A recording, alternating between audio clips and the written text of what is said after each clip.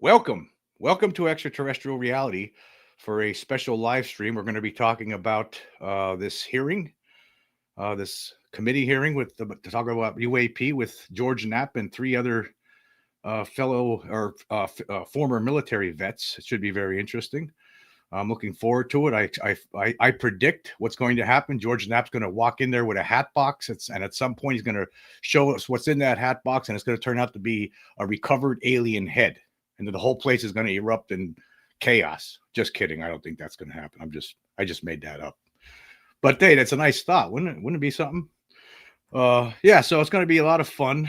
Can't wait to see. Hopefully everything goes well here with it. Here we go. I'm going to set it up right now. It should be starting in about 5 minutes. We'll see.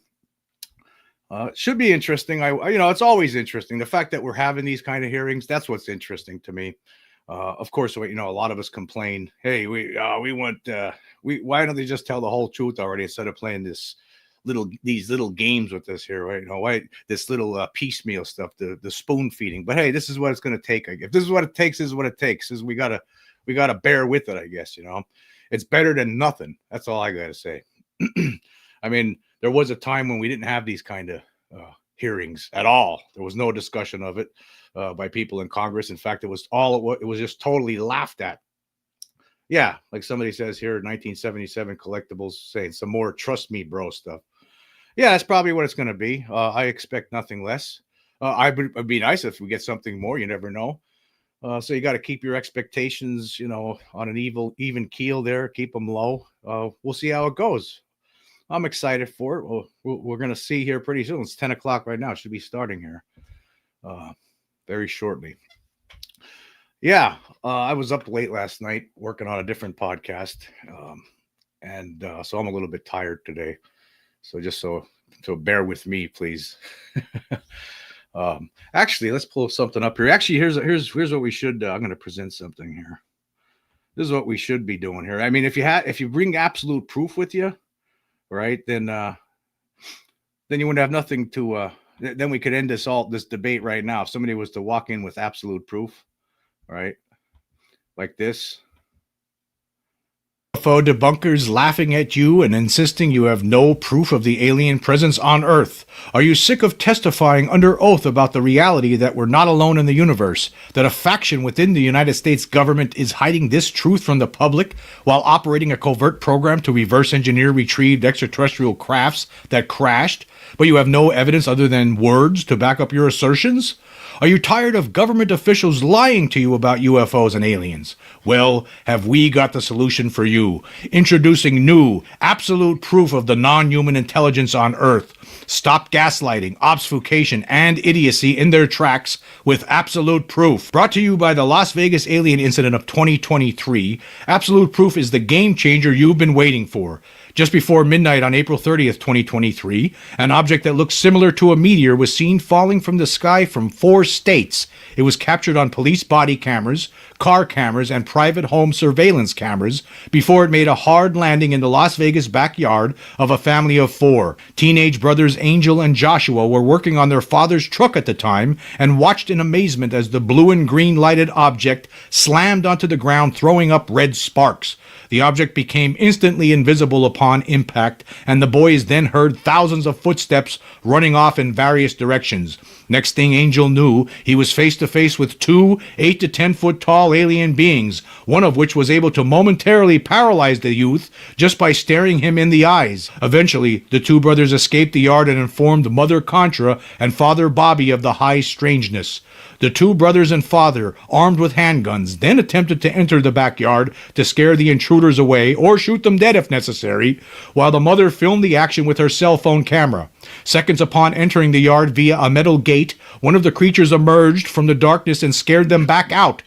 Soon after this engagement with apparent beings from another world, Angel called 911 to report 2 tall alien creatures in his backyard. 9 feet, 10 foot. I don't know. They look like aliens to us. Big eyes. They have big eyes. Like I can't explain it. And big mouth. They're shiny eyes and And they're not human. They're 100% they're not human. By the time police arrived, the creatures and craft were gone, and all that was left was a shocked and terrified family. A subsequent analysis of the video by world-renowned crime scene reconstruction expert Scott Roeder and his team determined that the 1 minute and 41 second long cell phone footage was authentic and untampered with. Furthermore, Roeder and his team determined that there were tall alien creatures captured in the video and that they were using some type of cloaking technology to hide themselves from detection. Unfortunately for the aliens, but fortunately for us, that technology wasn't apparently up to par that night because we can see the faces of these weird critters appearing and disappearing throughout. This one here matches exactly an insectoid creature that abducted 4 young men in Maine's Allagash Wilderness in 1976. Further analysis of the video revealed that, in addition to the tall creatures, there were short aliens present as well, including this little guy, who has come to be known as the Undeniable Backbreaker, or UB for short, because his existence cannot be denied or debunked. UB, as you can plainly see, meets the common description of the short alien gray. So, next time you're confronted by idiotic debunkers, make sure you're equipped with absolute proof and watch them scurry away from it faster than Count Dracula running away from a crucifix. And when you're asked to testify about the extraterrestrial reality in a congressional hearing, feel confident that you have absolute proof in your back pocket to finally move the discussion over the hump and shake the world off its foundations. Absolute proof, the brand where you can't go wrong, and it's guaranteed. Right, Scott? I guarantee it. Well, there you go. There you go. And maybe George will come in with some absolute proof in his back pocket today. Who knows? We'll have to wait and see. Should be interesting. All right, I don't see it starting here yet. You got to hang in there till it picks up here. I'm looking at it here. Nothing. Now, if there's any technical issues out there, if there's no sound or something, please let me know right away so I could try to address any concern of that matter. Yeah, I don't know what we're going to get today. You never know what you're going to get from George Knapp. I mean, what's he going to talk about? I mean, is he going to talk about his experiences with Bob Lazar? Is he going to talk about some of the interview that he did with what was it, Lear? I mean, or not Lear. He did an interview. What was that guy's name? Yeah, it was Lear, I believe. Yeah, of Lear, the Lear Jets. I mean, what's he going to talk about? He might bring something big to the table today. I mean, something that gets on the record, on the congressional record. So I'm looking forward, probably more than anything, to what George Knapp is going to be saying during this hearing. So that's where I'm at with it. But yeah, I expect that we're going to have, this is going to serve as some sort of a disclosure? No, it's going to be the same thing that we've seen before, I believe, for the most part. I think we're going to get, we're just going to get some, some discussion about UFOs, UFO sightings, things like that. But and I'm sure a lot of it will be intriguing. But is it going to be any smoking guns here today? I doubt it. But again, I do believe that this is. What we're experiencing here is a slow disclosure sort of a process. That's what I believe is going on. Okay, let's see what's going on with this. Make sure it's still nothing. Still not playing yet. They're always late with these things, aren't they? Let's see, what time is this? 10:03. Yeah, they never start on time, it doesn't seem. Okay, let's see what some of the comments are. People are commenting here. See what they say. Good afternoon, Catkins. Here's 1977 Collectible says, if Knapp walks in with some raccoons on coyotes, then I'll be convinced. Of course, we know what he's talking about with that. Good afternoon from the UK. Welcome, UK. Yeah, regarding the new podcast with Scott Roeder and I, at some point we're gonna do it. Things just got busy for both of us, so we will come back to that at some point, I'm sure. Let's see. Ibu Toy Cuff says, I don't believe that anything is going to come of this today. You need to walk an alien out in front of everyone and have it explained for any proof. You know what? I think we're actually at that point. I mean, you might, if you presented an alien body at this point, right, or a recovered craft, I mean, it's still, you'd have people who wouldn't believe that. They'll believe this is just something that somebody made up, right? They won't believe it.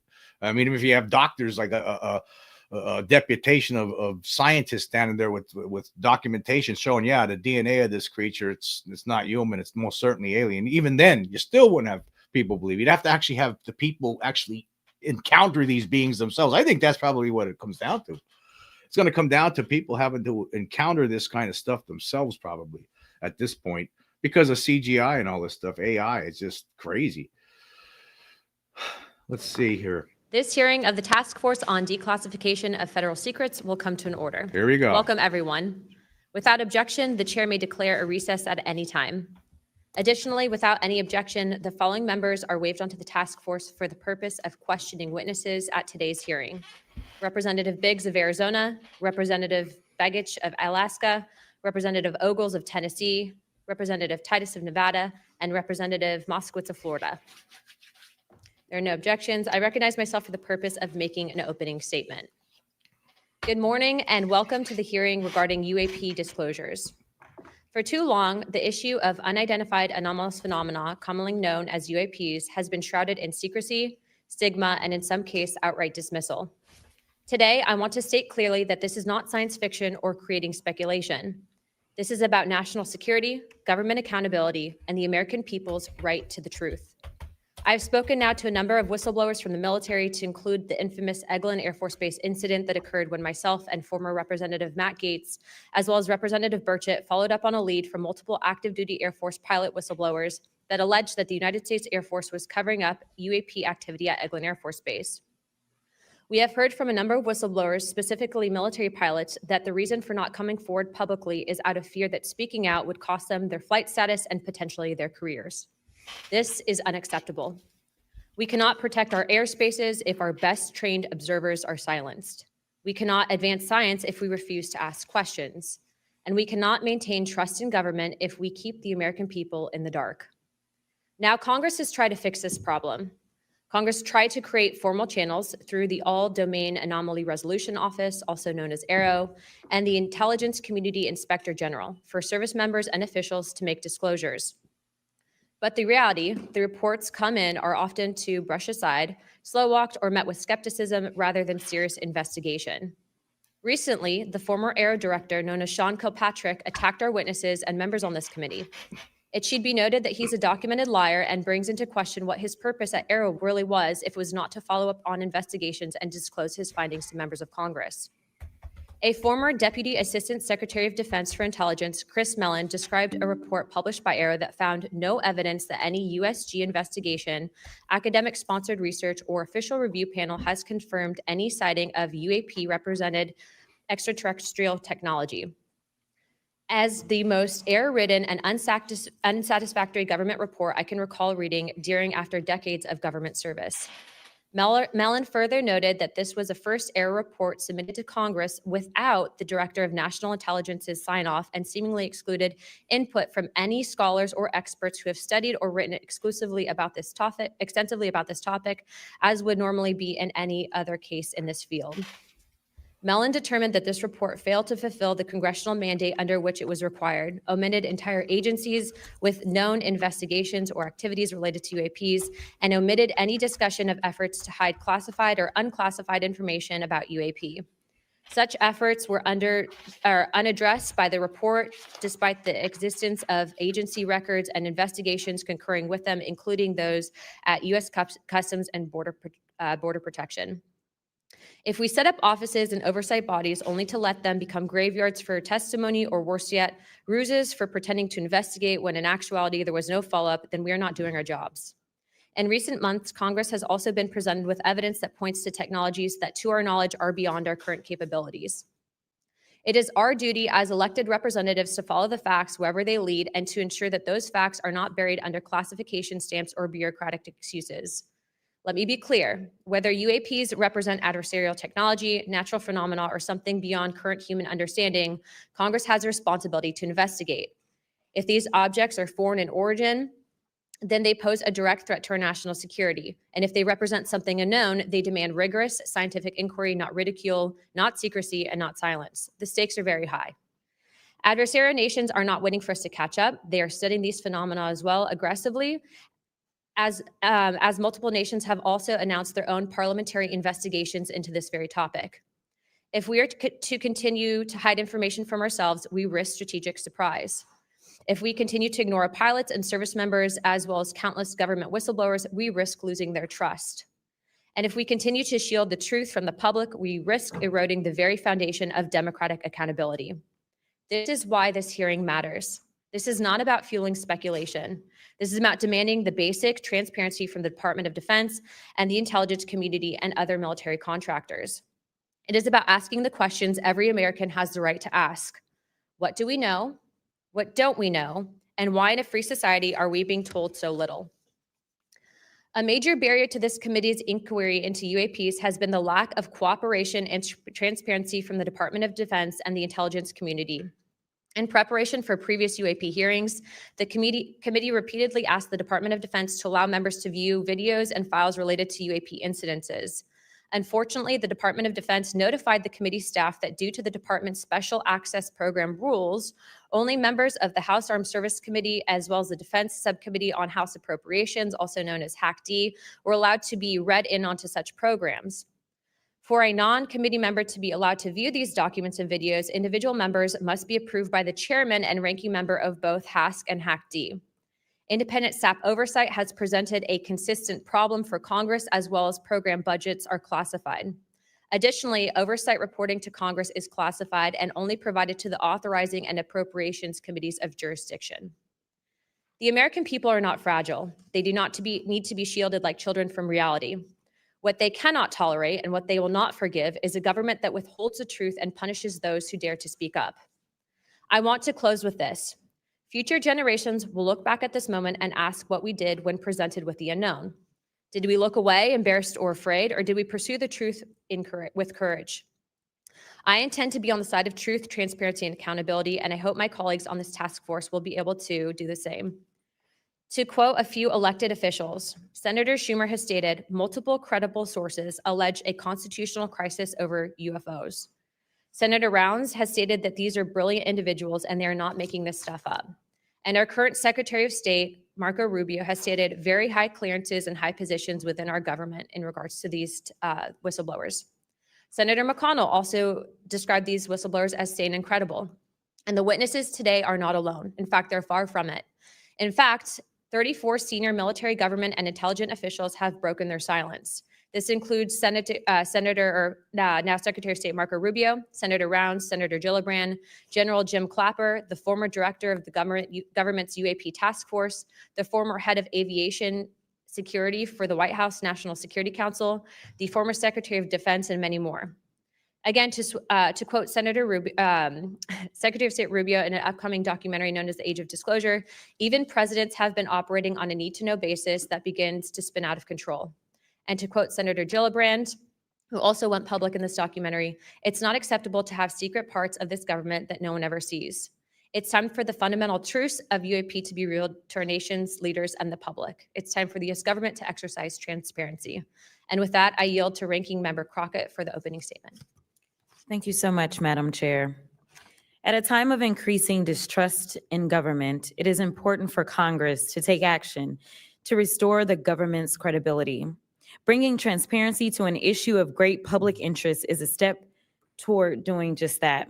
So I thank Chairwoman Luna for calling this bipartisan hearing to discuss unidentified anomalous phenomena, or UAP, which is today's term for what was commonly known as UFOs, unidentified flying objects. And while some people think of flying saucers when they hear these terms, it is vital that we focus on the real-world impact of UAPs on critical infrastructure, civilian safety, and national security. There is good reason to believe that most UAPs have origins far closer to home. Currently, NASA has not found any evidence that any UAPs have an extraterrestrial origin.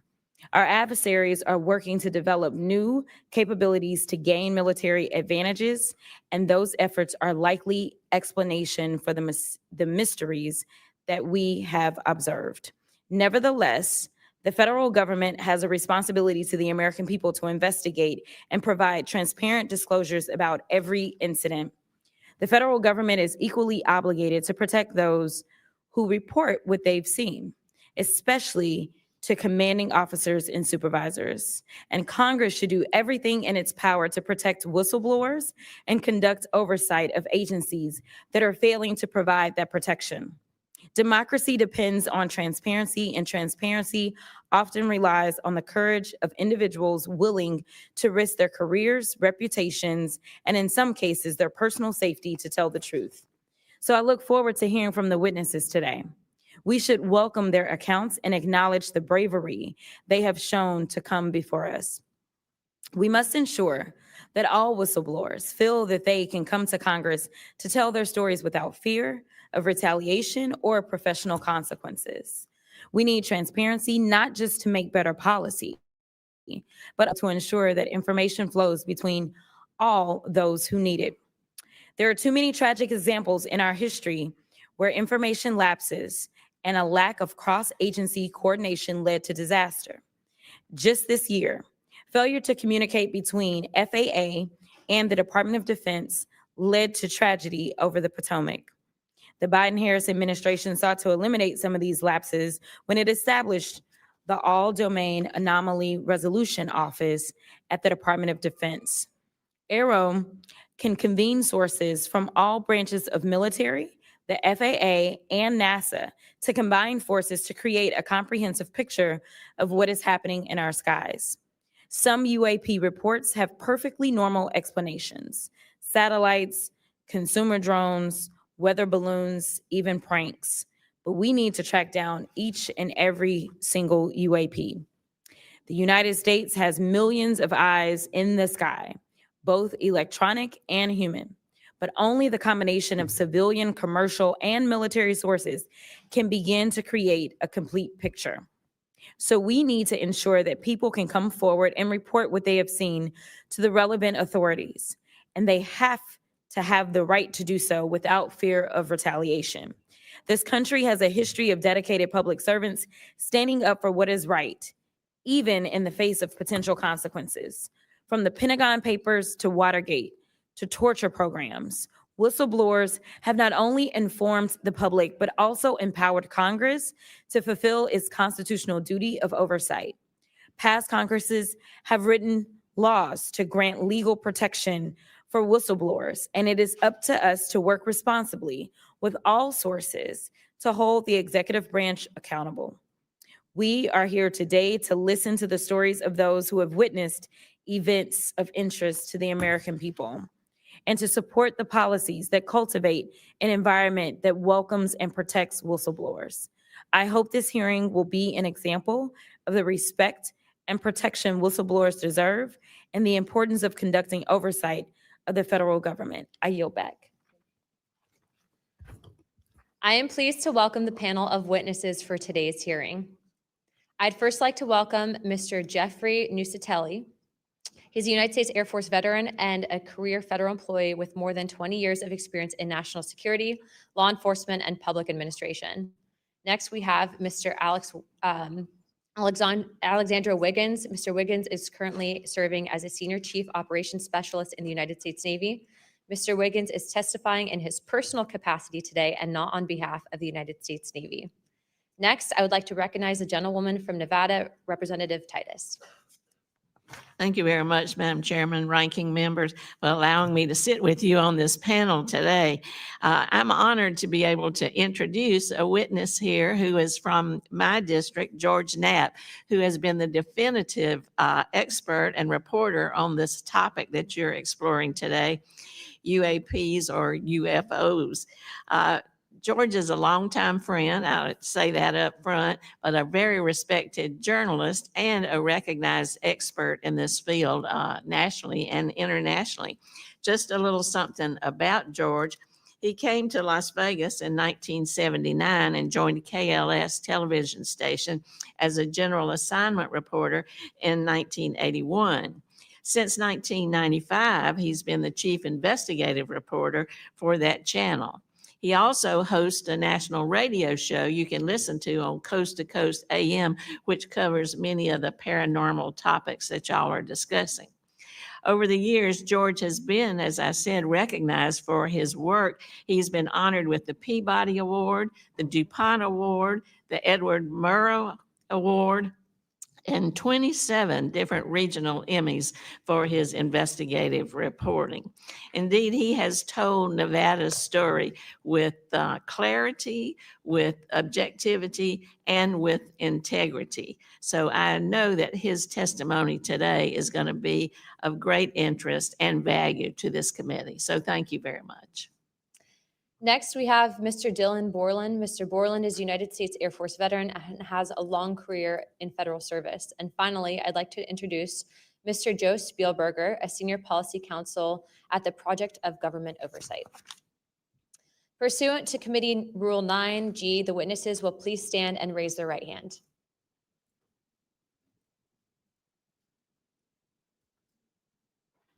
Do you solemnly swear or affirm that the testimony that you're about to give is the truth, the whole truth, and the nothing but the truth, so help you God? Let the record show that the witnesses answered an affirmative. Thank you. You may take your seat. We appreciate you being here today, and I look forward to hearing your testimony.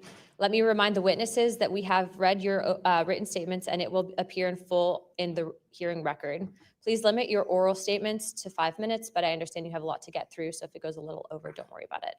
As a reminder, please press the button on the microphone in front of you so that it is on and the members can hear you. When you begin to speak, the light in front of you will turn green. After 4 minutes, the light will turn yellow, and when the red light comes on, your 5 minutes have expired, and we will ask you to please wrap it up. I now recognize Mr. Nuccetelli for his opening statement. Good morning. Thank you, Chairwoman Luna, Ranking Member Crockett, and members of the task force for giving us the opportunity to testify today. My name is Jeffrey Nuccetelli. I'm a former military police officer with 16 years of active duty service in the U.S. Air Force. I'm here today because the American people have both the right and the responsibility to know the truth about unidentified aerial phenomenon. That truth remains hidden, classified and silenced by fear, retaliation, stigma, and confusion. Today, we are here to help break that silence. Between 2003 and 2005, 5 UAP incidents occurred at Vandenberg Air Force Base, home to the National Missile Defense Project, a top national security priority. At the time, we were conducting launches deemed by the National Reconnaissance Office as the most important in 25 years. These were historic launches. These facilities were vital, and they were repeatedly visited by UAP. Each incident was witnessed by multiple personnel, documented, investigated, and reported up the chain of command. We sent information up, but we got no guidance down on how to handle these events. I personally witnessed one of these events and investigated others as they occurred. 6 other service members have provided me with the information that I will share with you today. The incursions began on October 14th, 2003, when Boeing contractors reported a massive glowing red square silently hovering over 2 missile defense sites. After several minutes, it drifted further east onto the base and vanished over the hills. This event, now known as the Vandenberg Red Square, was referenced by Representative Luna at the first hearing on this topic. Official Air Force records of this event are in possession by Aero and the FBI. Later that night, while I was on duty, security guards at a critical launch site reported a bright, fast-moving object over the ocean. I responded to the incident. Chaos ensued over the radio as the object approached rapidly. I heard my friends screaming, "It's coming right at us, it's coming right for us, and now it's right here." Moments later, I heard them say that it had shot off and was gone.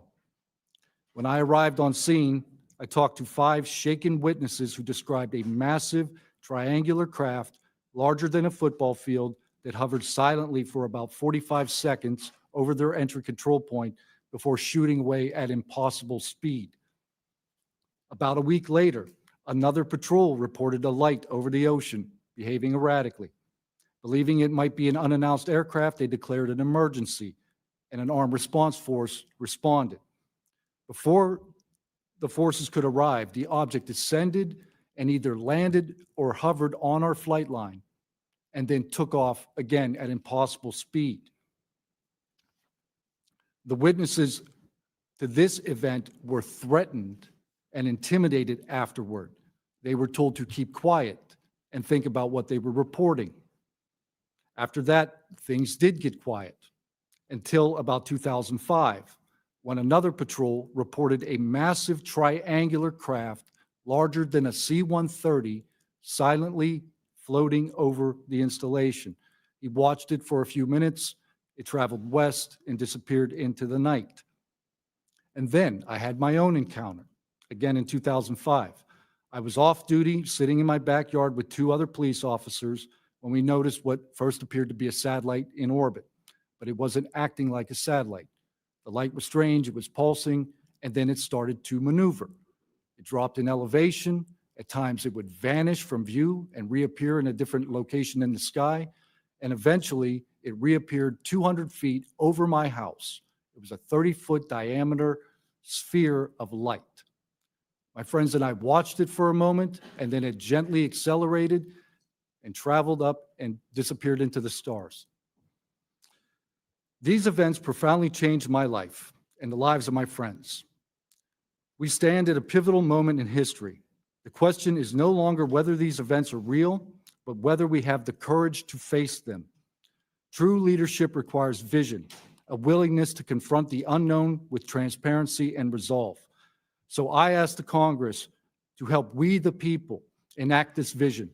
There are three goals: fund independent research and treat UAP study with the same seriousness as we would any other scientific field. 2, end secrecy and overclassification. Transparency is the foundation of truth. Without it, witnesses like us are dismissed. 3, protect the witnesses. Many stay silent out of fear for their careers, reputations, and the safety of their families. Protect them, and you will embolden others to join this cause. These phenomena challenge our deepest assumptions about reality, consciousness, and our place in the universe. Exploring them can unlock transformative breakthroughs in technology, biology, and human understanding. Let this be the moment when America chooses courage over fear, transparency over secrecy, and progress over stagnation. Let's show the world that our nation leads not only through strength, but through fearless pursuit of the truth. Thank you. Thank you, Mr. Nuccetelli.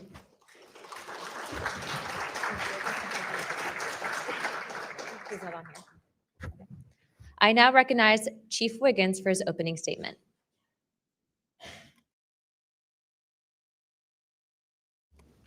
Please press your button. Thank you. Good morning, Chairwoman Luna, Ranking Member Crockett, and members of the task force and the committee. Thank you for the opportunity to testify today. My name is Alexandro Wiggins. I'm an active duty U.S. Navy Operations Specialist, Senior Chief Petty Officer, father of 3, and dedicated American testifying today in my personal capacity. The views I share are my own, and I do not represent the official positions of the Department of the Navy or any subordinate organization. On the evening of February 15th, 2023, at approximately 19:15 PST, in the Whiskey 291 warning area off the coast of Southern California, I was serving on board USS Jackson. During that period, I moved between the Interior Communications Center, ICC-1, and the bridge wing, correlating the sensor picture with visual observations, part of my routine responsibilities for surface and air picture management. What I observed and what our crew recorded was not consistent with conventional aircraft or drones as they appear on our system. A self-luminous tic-tac shaped object emerged from the ocean before linking up with 3 other similar objects. The 4 then disappeared simultaneously with a high synchronized near instantaneous acceleration. I observed no sonic boom and no conventional propulsion signatures, no exhaust plume, no control surface articulation on the Sapphire image system. Shortly after the synchronized departure, radar tracks dropped. These observations were multi-sensor and recorded inside of ICC-1 with time location overlay visible in our source frames that have been made public by journalists. From my experience operating in this region over many years and consistent with our public characterized encounters, unidentified objects reoccur in United States operation areas off Southern California. That fact alone does not tell us what they are, but it does argue the systematic stigma-free reporting and for the preservation of sensor data so analysts can evaluate safe and intelligence implications with rigor. I want to underscore 3 points for the task force and the committee. Aviation and maritime safety. When crews and watchstanders observe objects that maneuver or accelerate in ways that does not match known profiles and do so near our ships and aircraft, that is first and foremost a safety issue.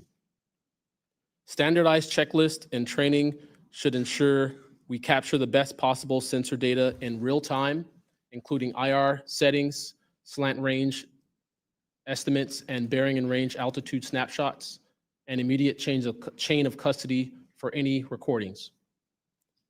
Reporting without stigma, protection without retribution. Sailors need to know that reporting UAP encounters will not harm their careers. Congress can help by reinforcing witness protection and by directing the relevant office to maintain confidential, destigmatized channels for service members who step forward with data. Declassification and transparency where possible. The task force declassification mission is directly relevant here, where operational security permits releasing metadata preserved sensor excerpts or at least technical summaries would improve public trust and accelerate outside scientific scrutiny. That includes, when feasible, the time geo-reference IR frames and radar parameters needed for independent analysis. To be clear, I am not here to make claims beyond my lane. I am here to provide a firsthand account of what I saw, what our systems recorded, and why it matters for safety, for intelligence, and public confidence. My request to you is practical. Help us capture, protect, fairly evaluate the evidence, and provide a safe pathway for those in uniform to report it. In closing, I want to thank the committee and the task force for holding this hearing and for placing this discussion in a forum where evidence can be examined carefully and openly. I appreciate your attention and stand ready to answer your questions. Thank you. Thank you, Chief.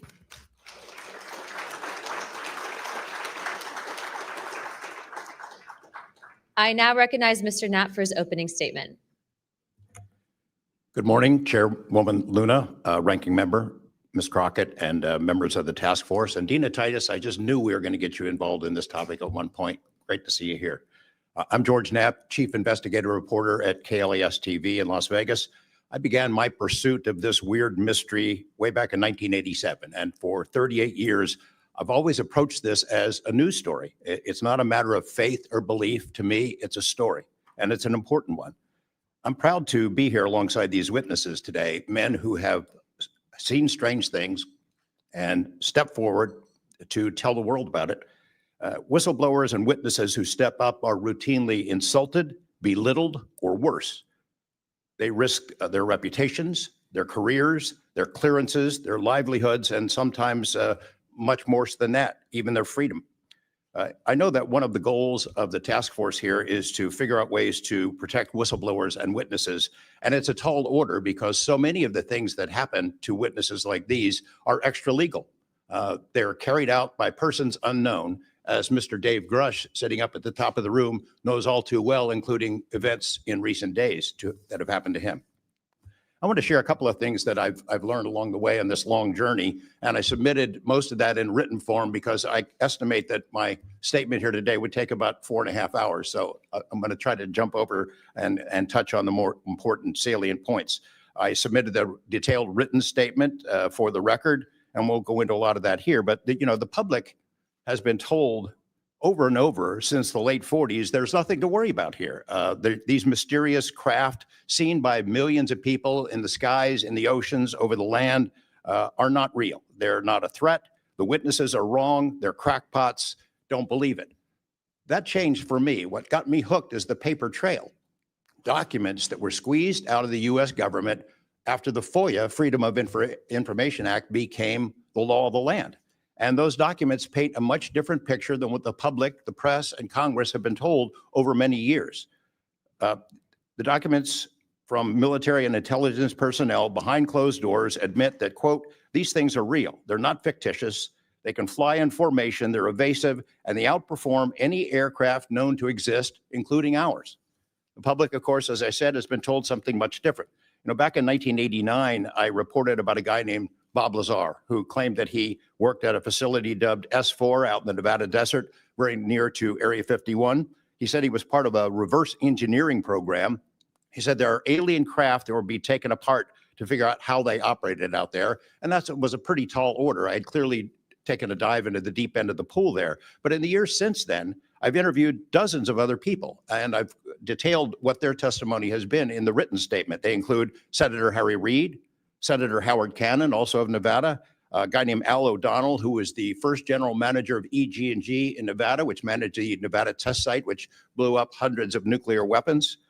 There's a guy named Dr. James Lakatsky, who was a career scientist with the Defense Intelligence Agency, who was the guy who initiated a program called OSAP, Advanced Aerospace Weapons Systems Application Program, which is, as far as we know, the largest acknowledged UFO program ever funded by the U.S. government, which put together an amazing pile of information that members of this committee and the world, most of which have never seen. The DIA still hasn't released 95% of what was prepared by that program at a cost of millions and millions of dollars.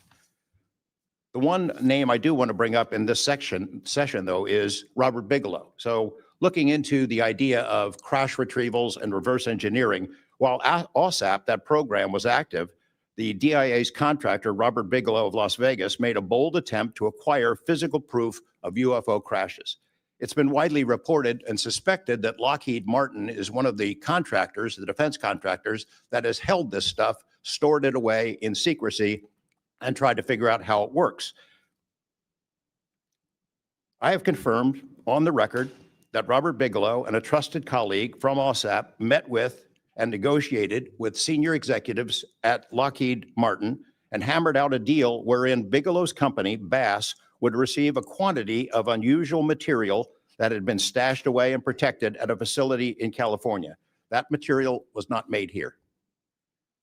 I want to move on now to the Russia files, because that was going to be sort of the central impetus of what I was going to talk to you about today. Back in the early 90s, I got into Russia, met with a number of their defense officials, Ministry of Defense and others, who confirmed for me that Russia had been doing the same thing the United States had been doing, that is, secretly studying UFOs while publicly saying something completely different.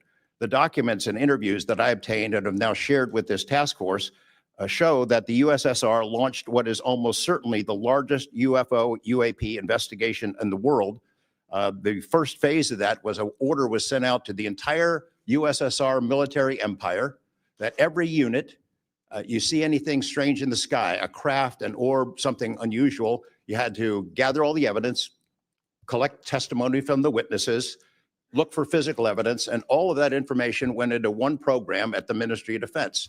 Thousands and thousands of these reports came in.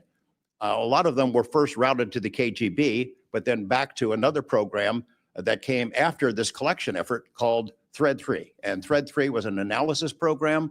We have provided to the committee the documents of what they were trying to do, and essentially they were trying to build their own UFOs. They were using the information from their observations and studies to try to figure out the technology. The guy who was in charge of that program, Colonel Boris Sokolov, told me that their goal was to basically develop technology that would be superior to anything we had based on what they learned from UFOs. Mr. Knapp, just in the name of time, Sure. to my understanding, did you have anything you wanted to submit for Congress to see in this committee? I have submitted those documents. Would you like to play any videos? Do you have a video that you would like to play? I don't think it's for me to play. No, that was for Alexander. Yeah, Alexander's video. Okay. You could play it, he could narrate it. Okay, we can, in the name of showing that video to everyone on the task force, we'd like to play that video at this time. Sure.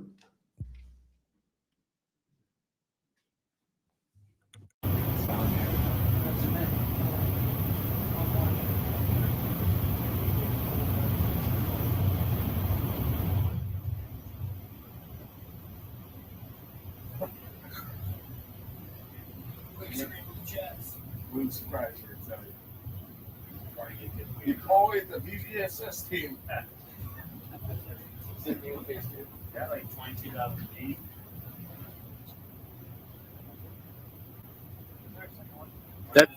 That shit took off earlier.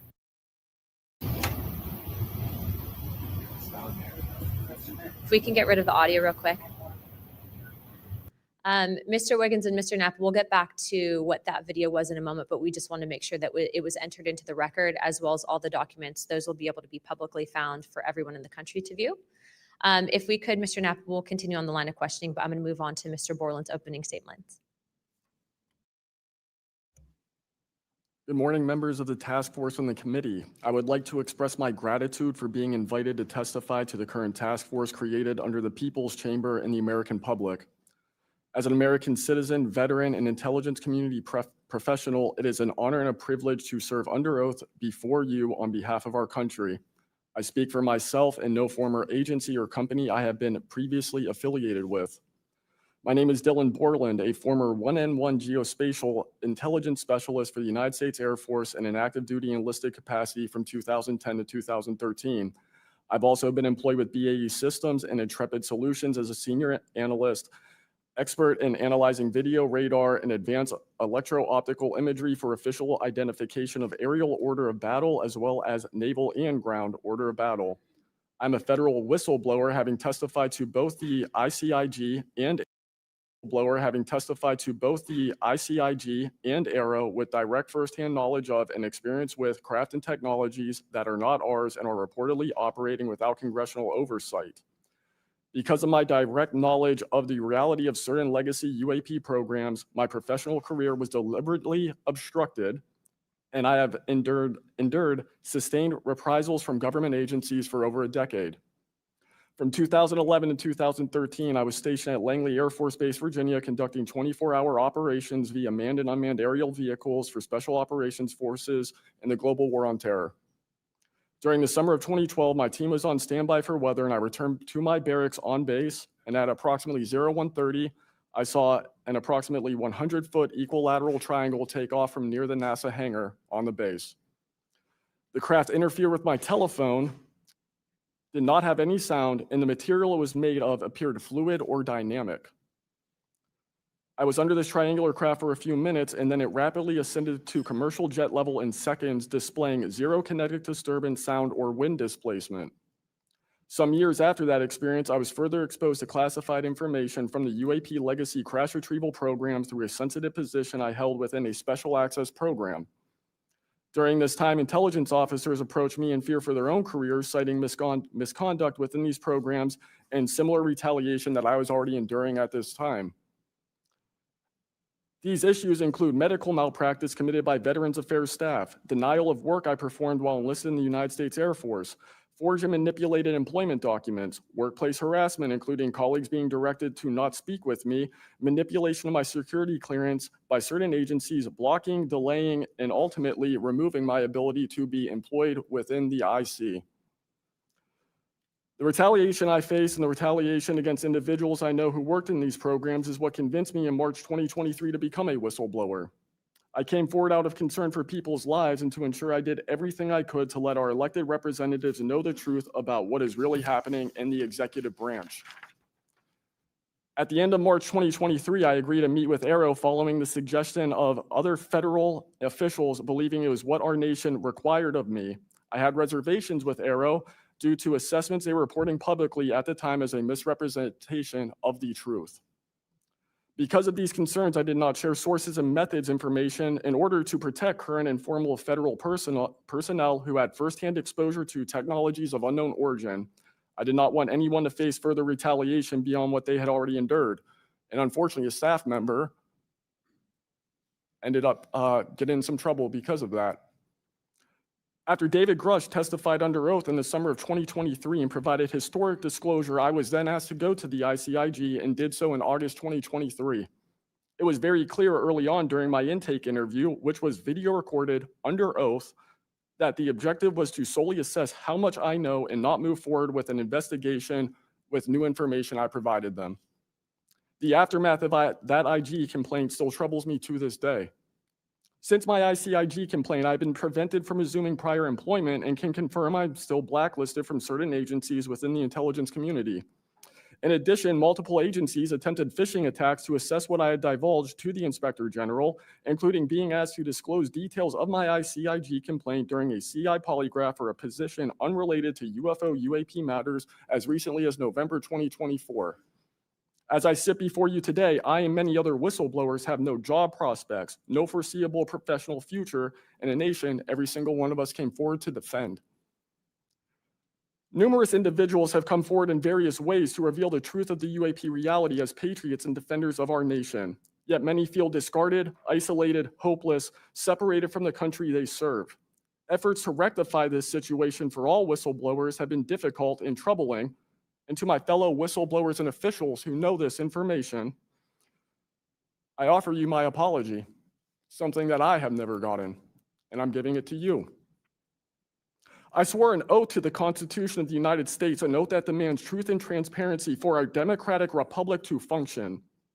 Each day, these truths remain hidden from our citizens. Humanity drifts further from the principles our nation was founded to uphold.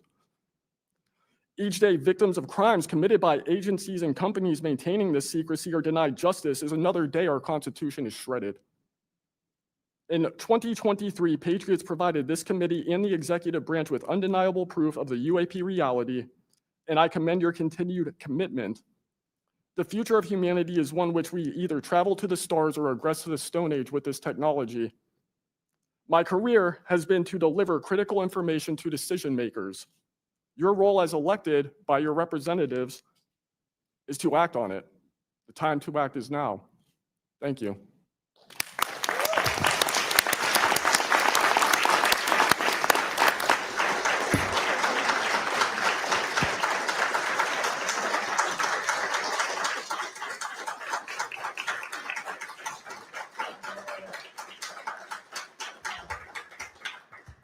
Mr. Borland, thank you for your service to our country, and we appreciate you. And we are sorry about how you've been treated, and we will make sure that we try to rectify that situation. Thank you, ma'am. Mr. Spielberger, please, your opening remarks. Chairwoman Luna, Ranking Member Crockett, and Task Force members, thank you for the opportunity to testify here today about the importance of strengthening whistleblower protections, especially in the context of national security. I'm a senior policy counsel at the Project on Government Oversight, a nonpartisan independent watchdog organization that investigates and exposes waste, corruption, abuse of power, and when the government fails to serve the public or silences those who report wrongdoing. Whistleblowers are the first line of defense to root out waste, fraud, abuse of power, and corruption in our government. Congress relies on whistleblowers so that it can fully exercise its oversight and legislative authorities. It's understandable that former presidents of both parties have often taken a hostile approach toward whistleblowers. Their disclosures can embarrass the president and their political party or even lead to a national scandal. But whistleblowers continue to play a vital role during both Democratic and Republican administrations. They help Congress and the public identify and understand what government corruption looks like. Their disclosures fuel investigations and allow us to address wrongdoing and hold those responsible to account. That's why historically there's been a strong bipartisan consensus in Congress to support and protect whistleblowers. Doing so protects the country and ensures our government is more responsive and accountable to the people. National security whistleblowing in particular is a tradition going back to the founding of our country, and over time, national security whistleblowers and their disclosures have impacted some of the most fundamental issues and questions about how we wish to be governed and how our government can better serve its people. From the role the U.S. plays around the world to holding powerful actors accountable, government ethics and transparency, human rights and civil liberties, executive branch authority, First Amendment freedoms of speech and dissent, freedom of the press, and the public's interest and right to know. Despite this invaluable public service, blowing the whistle comes at great personal risk. Whistleblowers risk losing their jobs, careers, livelihoods, and reputations. They can face retaliatory investigations, lawsuits, and even serious criminal charges. And they can endure deep mental, emotional, and psychological harm. All of that risk to speak the truth, to ensure that agencies fulfill their core missions, and that they serve the best interests of the people. Those who retaliate against whistleblowers don't just violate their legal rights, they inflict real harm on our government and betray the public's trust. Targeting whistleblowers instead of the corruption they expose wastes agency resources and further allows that corruption to continue unaddressed. It can instill a chilling effect across an agency, fostering a climate of fear and distrust, quieting dissent and free speech, and deterring potential whistleblowers from coming forward in the future. Whistleblowers are often some of the most dedicated and principled public servants we have because of their willingness to put themselves on the line to do what's right. And Congress has historically supported them, again, on a bipartisan basis, but unfortunately, whistleblowing has increasingly become more politicized, with support for whistleblowers often hinging on which party is in power and which party is politically inconvenienced by the misconduct being exposed.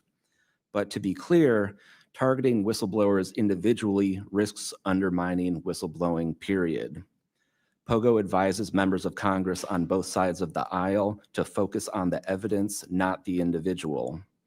We will always need whistleblowers to achieve the government that best serves its people, because when people of conscience, integrity, and good character refuse to speak up out of fear, complacency, or self-preservation, and leave corruption to fester behind closed doors, that is probably the most dangerous risk of all.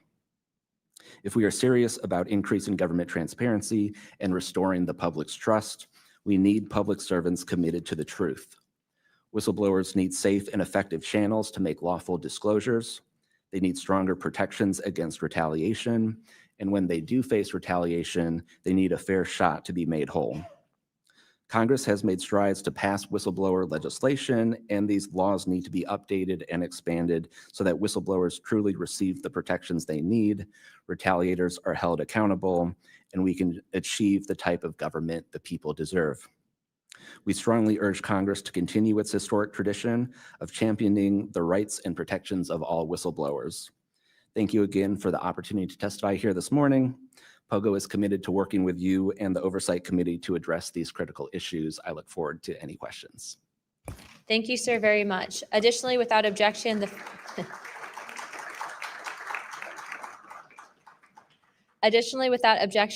following members are waived onto the task force for the purpose of questioning witnesses at today's hearing: Representative Perry of Pennsylvania and Representative Grothman of Wisconsin. Sorry, what is it? Oh, and Representative Biggs from Arizona. I already got you, but yeah, we're good. Without objection, so ordered. I now recognize myself for 5 minutes of questioning. Also, as my friend Mr. Moskowitz might have to go, would you like to go now? Okay, all right. Mr. Borland, in your testimony, you described witnessing large triangular craft while stationed at Langley Air Force Base in 2012. Can you explain what you observed in terms of size, behavior, and why you're confident it was not conventional technology? Great question, ma'am. So on the base, I lived in the barracks. There was a little smoke pit outside. I was there on the telephone and looking across to the flight line, and I see a white light pop up and stop about 100 feet in the air. I thought it was a weather balloon. I've seen tests from there before, weeknight, normal thing, not surprising. I actually finished my cigarette and I began walking up towards the flight line. There is a track, and because I was on 3 months of night work, I would walk the track at night when we were weather down. And as I began walking towards the light, towards the flight line and the track, the light then flies across the base, across the flight line, and as it flies to me, a triangle manifests around the light. I can't tell you if it's active camouflage. I can't tell you if it appeared around the light, but I can tell you that it was a white light and then it was a triangle. It stopped about 100 feet in front of me and approximately 100 feet above me. My telephone got extremely hot, completely froze, dead. I remember how thick it was. It was between 1 to 2 stories thick, equilateral triangle. I could never see the top of it, and the edges were 90 degrees. There were 4 lights in total, 1 light on each corner and a larger light in the center, 2 to 3 times the size of the corner lights. But what was really odd was the outside. The best way to describe it is like looking at a James Webb telescope picture where you have the colors and then the black background. So the craft itself was this black metallic flake paint, but on top of the craft was this gold lava, plasma, some type of fluid going over and around the craft. I'm under this for about 2 to 3 minutes, and then the center light flashes 2 to 3 times, no sound, immediately shoots up to commercial jet level minimum, in my opinion. And I immediately feel static electricity all over my body. And then I smell the smell of after a thunderstorm or lightning storm, that really strong summer thunderstorm smell. Gets up to flight level. I'm trying to get my phone reset, and I can only see the center light at this point. If I didn't actually see it take off, I would have thought it was a star. And then it hovers up there and it begins to slowly move due east out over the Atlantic Ocean. I finally got my phone reset. The entire thing was about, from the time I saw the light pop up near the hangar until it took off out over the ocean, was about 15 minutes. And following up to that question, after you disclose this information to the Intelligence Community Inspector General, you're subject to phishing attempts and job blacklisting. How widespread do you think this is across the intelligence community for those who raise concerns regarding UAP programs? It's a difficult question to answer. I think prior to David Grush and people beginning this process of bringing people into awareness of the reality of these programs and certain things people have witnessed, probably extremely widespread. I think today there's still an issue, but because people are able to come before you and people are speaking out, I think it has been somewhat less. I would hope, though, that people would, because if this goes back into closed doors, this is going to get really ugly. What type of behavior have you witnessed from former Aero Director Sean Kilpatrick as well as his staff in relate to this information you provided to them? Did they ever try to classify this information as non-human technology? Good question. The problem with this is that I know what I experienced firsthand, and I know other things. I think the staff at Aero that I met with in March of 2023, I think they were good people doing the job they were told to do. I did not meet with Kirkpatrick. He was either not present or did not want to meet me that day. However, they did classify information about the reality of this subject. And it was very concerning because in my Aero MFR, they had actually referenced a former staff member that was the one who told me to go there, and they probably shouldn't have done that. And real quick before my time is up, and we might go to second round of questioning just so you're all aware, how important, given everything that you've seen and experienced, is the UAP Disclosure Act of 2025 in restoring both public accountability and trust? I think very important. I would hope, though, that the 7-year window could be shrunk, my opinion, but very important. The truth needs to be known.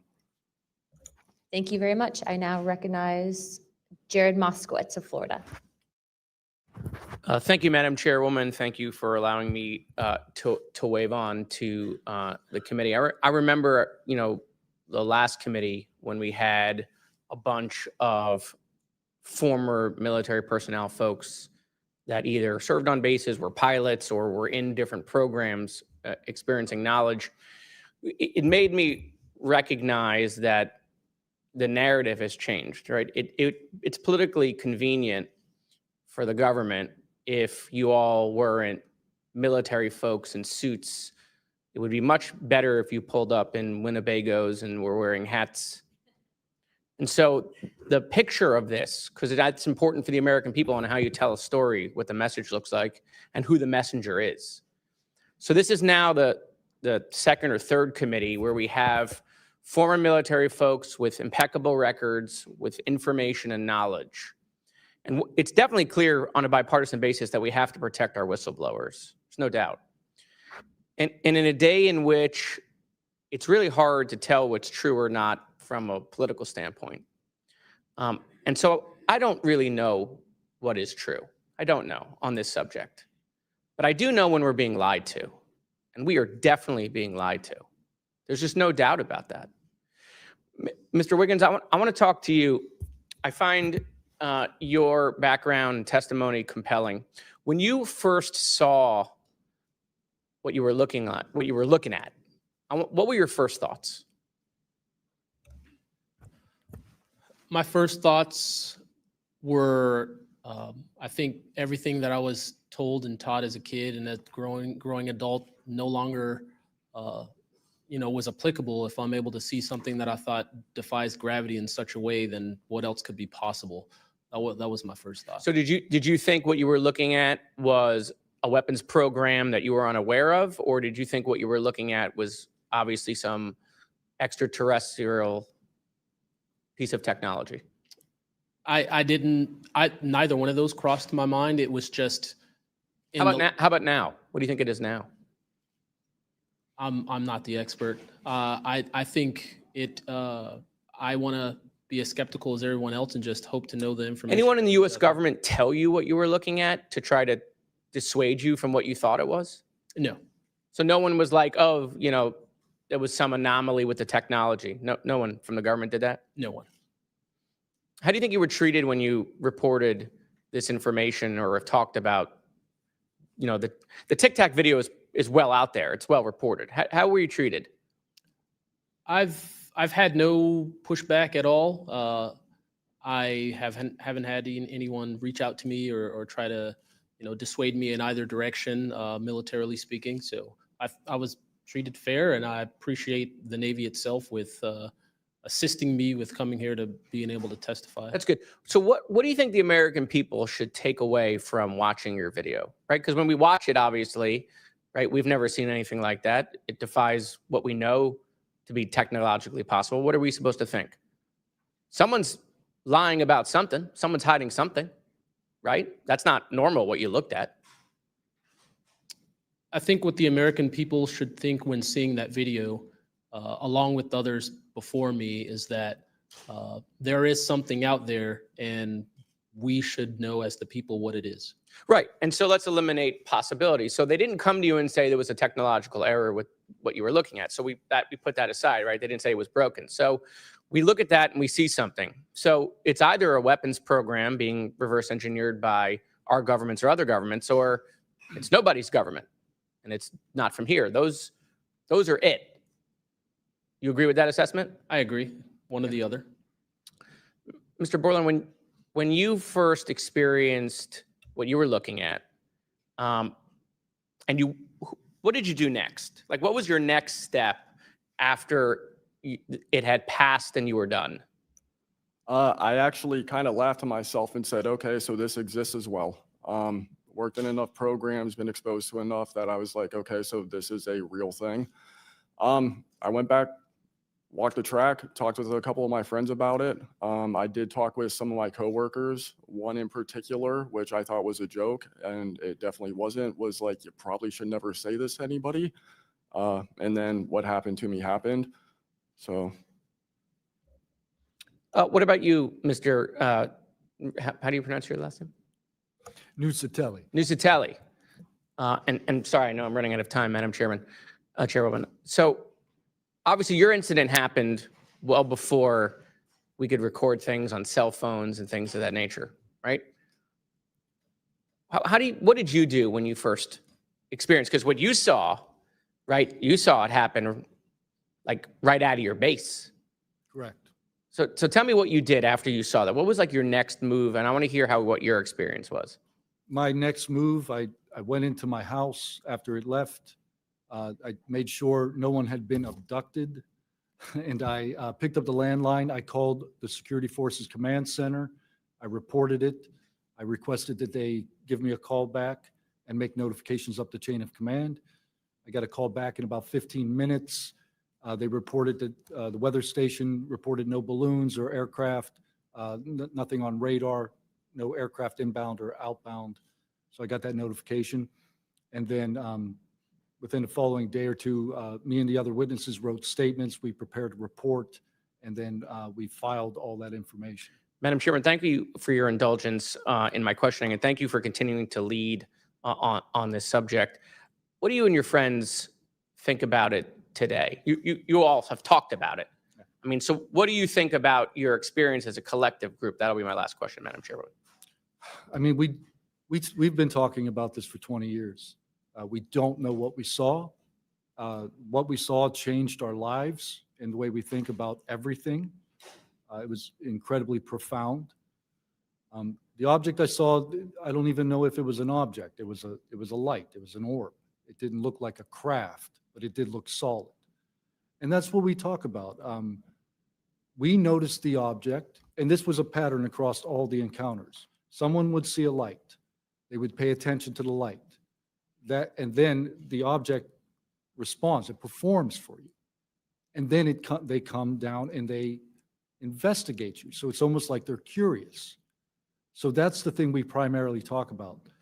Why did it come after we noticed it? Maybe it noticed us after we noticed it. You're welcome. I now recognize Representative Mace for 5 minutes. Thank you, Madam Chair, and I want to thank all of our witnesses for being here today. Mr. Borland, I'd like to start with you and ask a few questions. Were there any other witnesses when you saw the equilateral triangle? Were there other witnesses that saw the same thing? Not to my knowledge, ma'am. At that point, the only people that would be awake is those of us that were doing operations for the GWAT and then security forces. So not to my knowledge.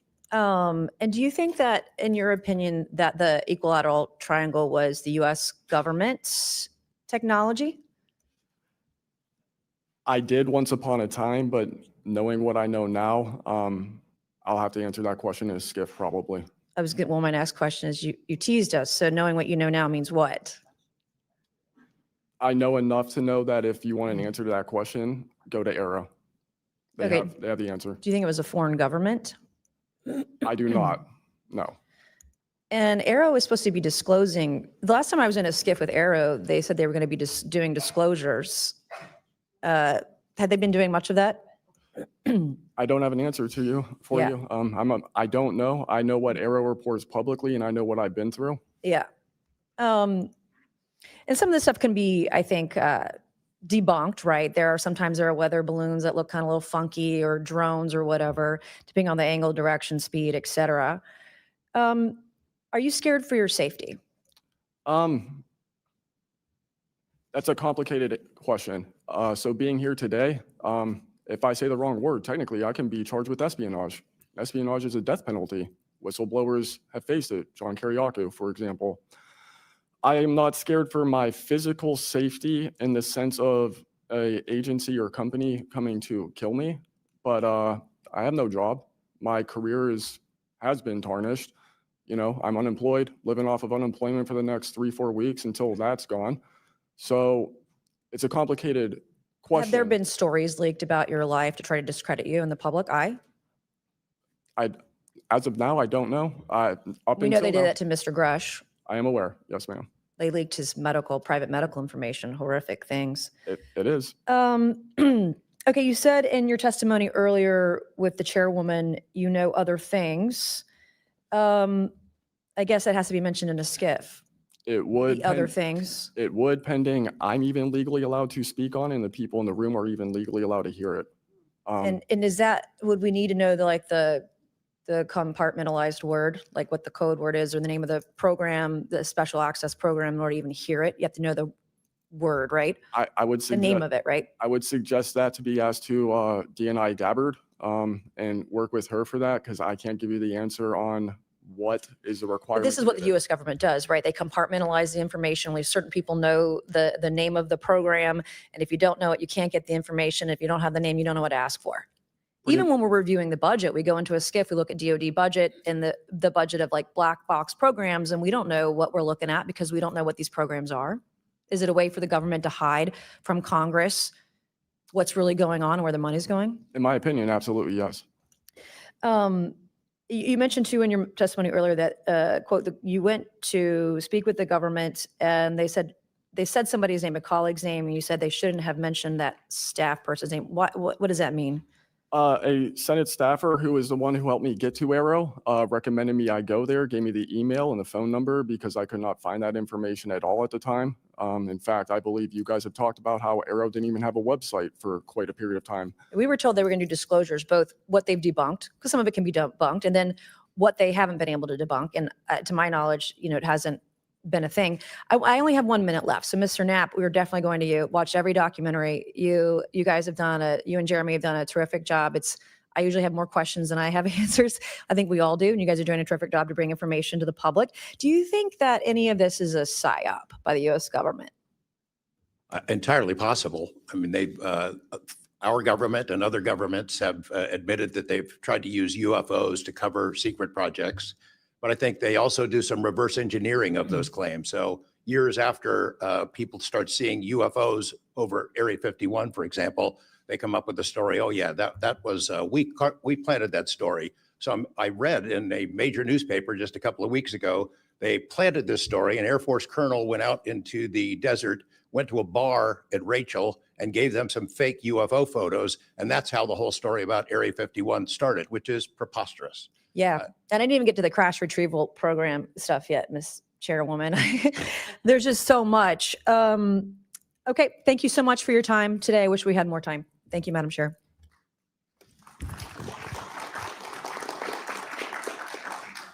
I now recognize Ms. Crockett for 5 minutes. Thank you so much, Madam Chair, and thank you so much to each of the witnesses that have come before us today.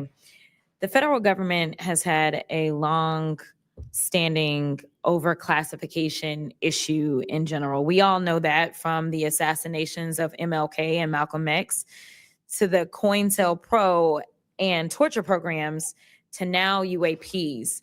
The federal government has kept the American public in the dark about issues of immense public interest.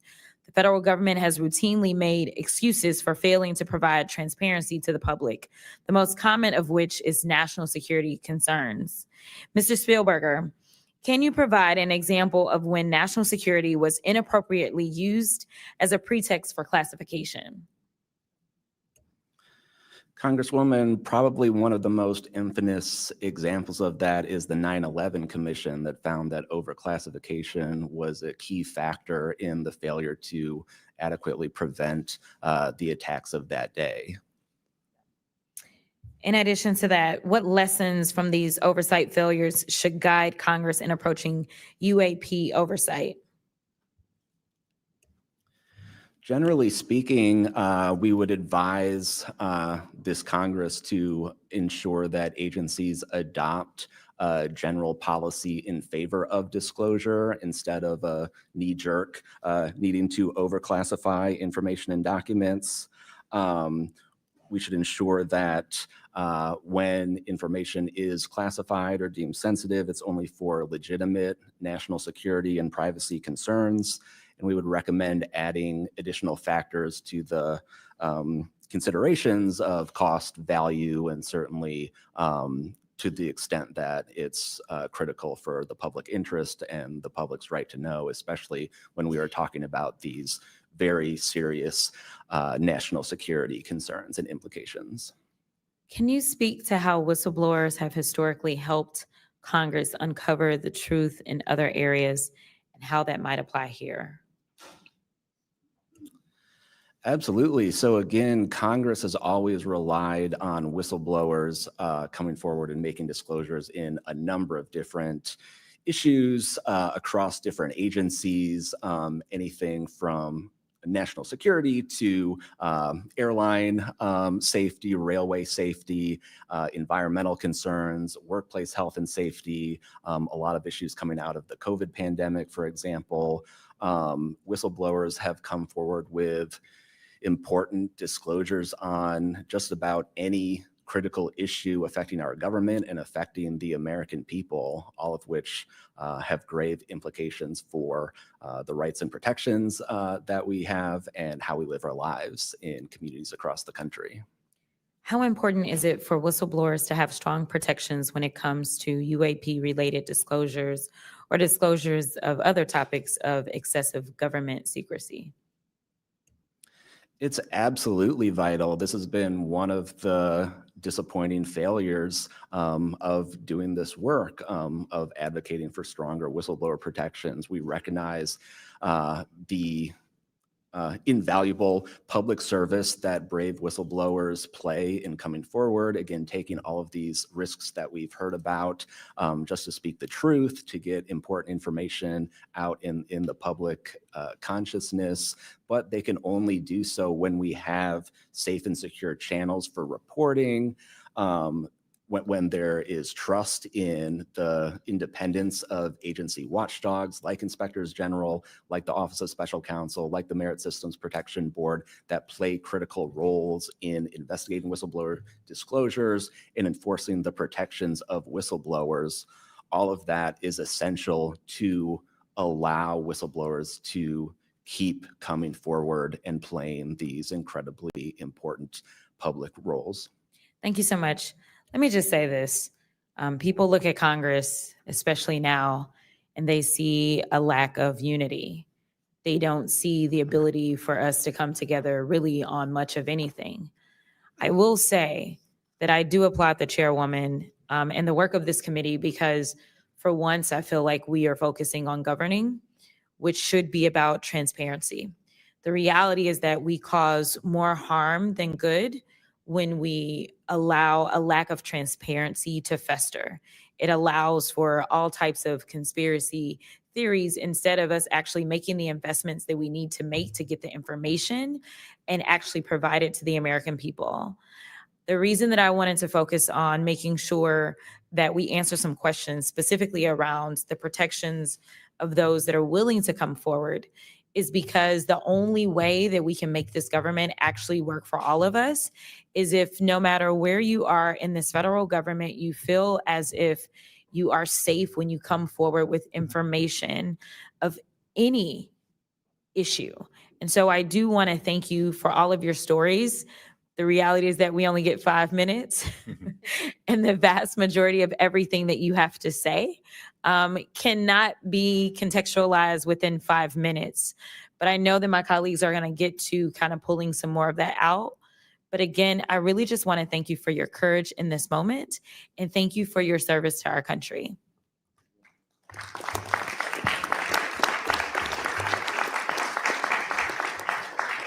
I now recognize Mr. Burchett from Tennessee for 5 minutes. Thank you, Chair Lady, and thank you, Ranking Member Crockett. I see a lot of friends out there, and I see a couple enemies, so I'll try to remember that. But it's a pleasure being here. I want to remind people, too, this thing is an ongoing deal. We're not going to get this overnight. We've been fighting this battle, some of y'all, for 30 years and maybe longer. I hope we just keep focused on what we're trying to get to is total disclosure. We get a little wrapped up in a lot of things, but the government has something and they need to turn it over to us. We pay their dadgum salary, you pay our salary, and you ought to get more out of us than you do. And that's what disgusts me about this whole thing. I think they're just trying to run the clock out on us, really. They'll poke us a little and they'll make jokes to us and try to pull us off the target, but I think we know where we're at. And that's why they're firing at us, because we are over the target. My first question is Mr. Knapp. I recently introduced the UAP Whistleblower Protection Act to help provide whistleblower protection to federal personnel for disclosing the use of federal taxpayer funds to investigate UFOs. I still don't want to say UAPs. How can Congress further increase whistleblower protections? I think you got to unleash the dogs and go track down the money and where it goes, because a lot of this stuff has been moved out of government. Sure. As you know, Rep. Burchett, it's been given to private contractors who stashed it away. They've had it for so long that there's nobody left inside government, or very few, who know where it is. And they do that to keep us from FOIA, correct? Yeah, it's to keep it from FOIA. And I think that the contractors who've had this stuff for a very long time set their own standards about who is allowed to know what. And it's a very small group that ever cracks that. I think Representative Luna has been looking at the use of classifications to hide things. I'm not sure that even this committee getting security clearances that should allow you to see this stuff would allow you to follow where it really goes. I worry about the people that are looking at it and don't even know what they're looking at. I mean, it's gone through so many, I mean, since Roswell, for instance. I mean, you think there's nobody even alive that was around any of that stuff. Yeah, So I don't think they've made much progress from the people that I've talked to. I don't think they've made much progress in learning that technology. Might have made some, but you wonder, the implication is Tic Tac. Oh yeah, that's ours. What flew over Washington, D.C. in 52, is that ours too? When are you going to break that out? You guys authorized tens of billions, hundreds of billions of dollars on weapon systems that can't do half of what we've seen UFOs do. So when do they break this out? If it's really a classified project could change the world. I don't think they've made much progress. And I think they've been lying to us and to you and the rest of the world, and they're still doing it. yes, sir, I agree with you. How did you manage to obtain the classified Russian UAP documents, and how did you get them back in the United States? Well, I met this Russian physicist who was in the United States. And I want to clarify that I can't even take a thing of honey home on my airplane when I fly back to Tennessee. Yeah, so I did something pretty dumb. And I'm bitter about it, but go ahead. I did something kind of dumb. I met with these officials who, during that time period, glasnost, perestroika, the Russians were trying to open up to the world. And I saw it as a window of opportunity, and it was. And we were able to talk these folks into providing us information that otherwise we would never have seen. Some of that was classified. I found out that they only stamped the top pages of these documents that were classified. So I just removed them. I removed those pages and I carried them out. And if they'd caught me, I'd be in a gulag still. Yeah. We'd be saying, what happened to George Knapp? Oh, yeah. What happened to the Russians that came forward to you in 1993, and were there any repercussions for them? Well, there were. The first thing that happened when I talked about this after getting back and going through the files and things and sifting through it, the Russian physicist who had helped us be introduced to all these people wrote back and said there was a huge eruption, that there was the real right, far autocratic forces that wanted a return of the USSR had really go after these guys. They described them as traitors. Nikolai Kapranov, the physicist friend of mine, said, look, if this had happened 5 years earlier, we would be in prison. If it had happened 10 years earlier, we would have been shot. Right. Luckily, at that point, Putin was not in power, but none of those people that we talked to on that trip in 1993 would ever talk to me again. I went back in 1996, and it was like I had the plague. I spoke to different people, but they were scared. And eventually, the story was spun where the Ministry of Defense officials who gave us this information were described as ufologists who said there was nothing really significant to these files. They didn't really find anything a big deal. And I can tell you, you'll see those files that I shared with you. They did find stuff. There was an incident in October of 1982 over an ICBM base where UFOs popped up, was observed over this base where the missiles are pointed at us, United States. These UFOs perform incredible maneuvers. They split apart, they fuse back together, they'd appear and disappear. And right at the end of this 4-hour period, the launch control codes for the ICBMs lit up. Something entered the correct codes. The missiles were fired up and ready to launch, and they could not shut it down. The Russian officers were panicking. The UFOs they disappeared. The launch control system goes back to normal. Colonel Sokolov and his team came in, took the thing apart, could not figure out what it was. It wasn't a power surge or EMPs or some of the baloney excuses that our country has given for similar events involving our nuclear missiles. They thought it was a message from wherever the UFOs were from. And that's a chilling thing. I mean, we were a couple of seconds away from World War III starting, and the UFOs were responsible for it. All right, I'm out of time, but real quick, who are the contractors that have this material, corporations? Well, one of them is Lockheed, And I'll tell you, I mean, I'm not saying Lockheed's the bad guys. They're doing what they were asked to do. They have lied about this because that's what they're supposed to do. But Lockheed would be one. There's a list I can give you, Congressman. Some of the big ones, the usual suspects. Okay, thank you. Yield back, Chair Lady. Sorry for going over. It's all good. It's all George Knapp's fault. I now recognize Ms. Boebert for 5 minutes. Thank you, Madam Chair. Chief Wiggins, based on your training and operational experience, could the behavior that you witnessed, a transmedium object vanishing without a sound, be explained by any known technology that we possess or other governments possess? It cannot. No. And has any government agency debriefed you or any of your shipmates regarding the EOIR and radar confirmed UAP encounter aboard USS Jackson? No one has, no, ma'am. What was that encounter like when you brought that up? If you want to briefly summarize that, when you brought that to their attention and then you were not provided any follow-up, who was told and how did you feel when there was no contact back to you? As far as the actual incident happening Yes, or sir. the reporting level? Yes, Chief. It was within the event happening. My duties are to report to the tactical action officer on watch while we're standing watch. So tactical action officer was there. I made my report.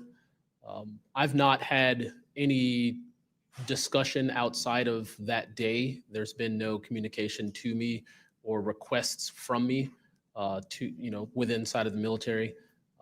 But speaking of that actual incident itself, once the report was made to the tactical action officer, that's when I made the decision to ask the individual watchstander that was controlling Sapphire to be able to slew into the location. And that's what you see in the video itself is when the watchstander is slewing in and kind of showing us what we're looking at. But outside of that, that's as far as the reporting went that I know of. Thank you, Chief. Just for the sake of time, Mr. Nuccetelli, has RO, the Air Force, or the FBI ever followed up with you personally about the Red Square event? I did have follow-up by Aero, nothing with the Air Force. The Aero office updated me, I think, at least 2 times. They let me know that they were unable to locate any records, that the records had been destroyed by the Air Force. The Air Force is destroying all their police records every 3 years on a schedule. So You were informed that these documents were destroyed. Well, I have a Freedom of Information Act from the Air Force that states clearly that they destroy all police records on a 3-year schedule. Okay. So they were sitting on documentation, destroyed it, refused to question any of the lead investigators, anything leading into this investigation?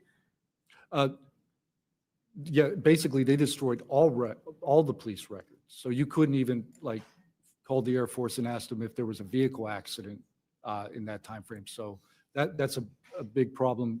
We're losing data in real time. So we'll never be able to go back and I track. think our federal government has a history of destroying records. Thank you. Thank you very much, Mr. Nuccetelli. Dr. Borland, as a geospatial intelligence officer, have you seen classified data indicating UAPs operate in restricted U.S. airspace? And has that information been withheld from Congress? I have not in U.S. airspace. That is intelligence oversight, so I did not have domestic authorities. After filing your Inspector General complaint over retaliation inside the Pentagon's UAP office, did you receive any kind of protection or just more retaliation? Within the IG or Aero, ma'am? Either. Aero, they went after the staff member and classified everything, shut that down. The IG, to this day, I don't even know if my complaint's active. I know my attorney that represented me was very, very, very concerned. And the best of my understanding, I was determined credible, not urgent. And do you think that experience would suggest that the internal UAP investigations may be compromised?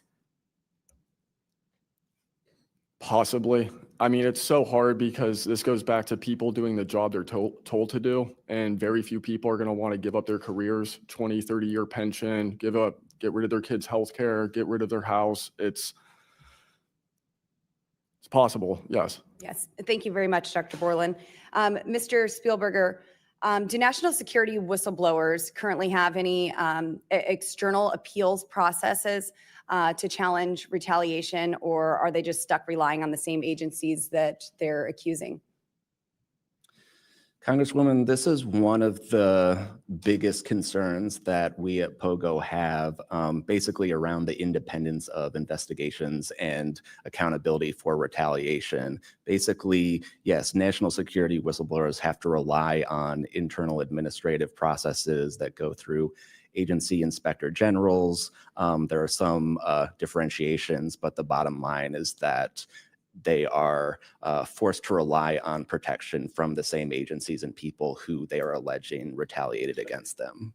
Yes, well, I thank you all for your bravery. We are out of time here. Thank you so much for coming forward, and we will do everything that we can to ensure that you are all protected. Thank you for trying to bring truth and transparency to the American people. Madam Chair, I yield. I now recognize Mr. Burleson for about 5 minutes. Thank you, everyone. It takes such great courage to come forward, and we acknowledge that, and I hope that you see that we are taking that seriously. And so very thankful for what you're doing today. I'm also very thankful for previous witnesses that have come forward.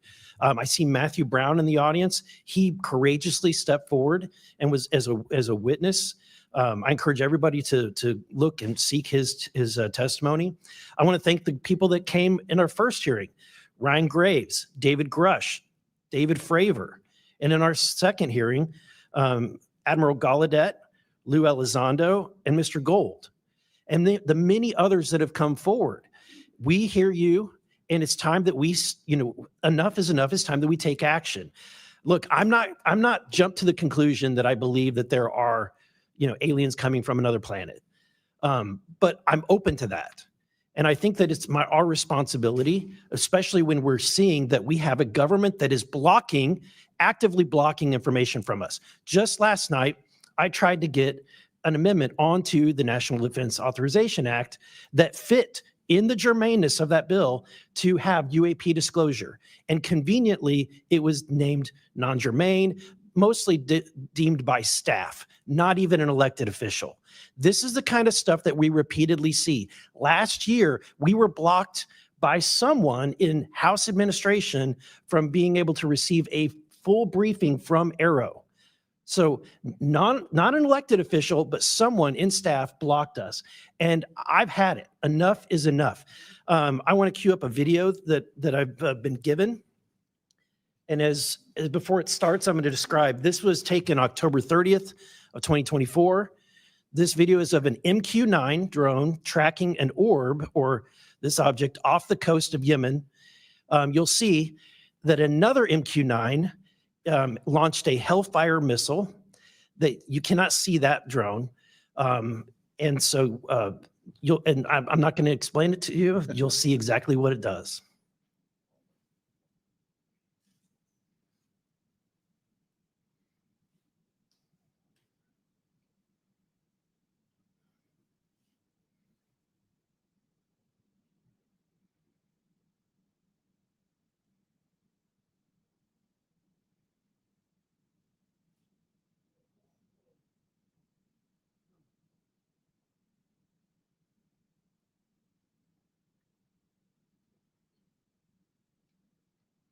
This is when it zoomed out. So you can still see it traveling.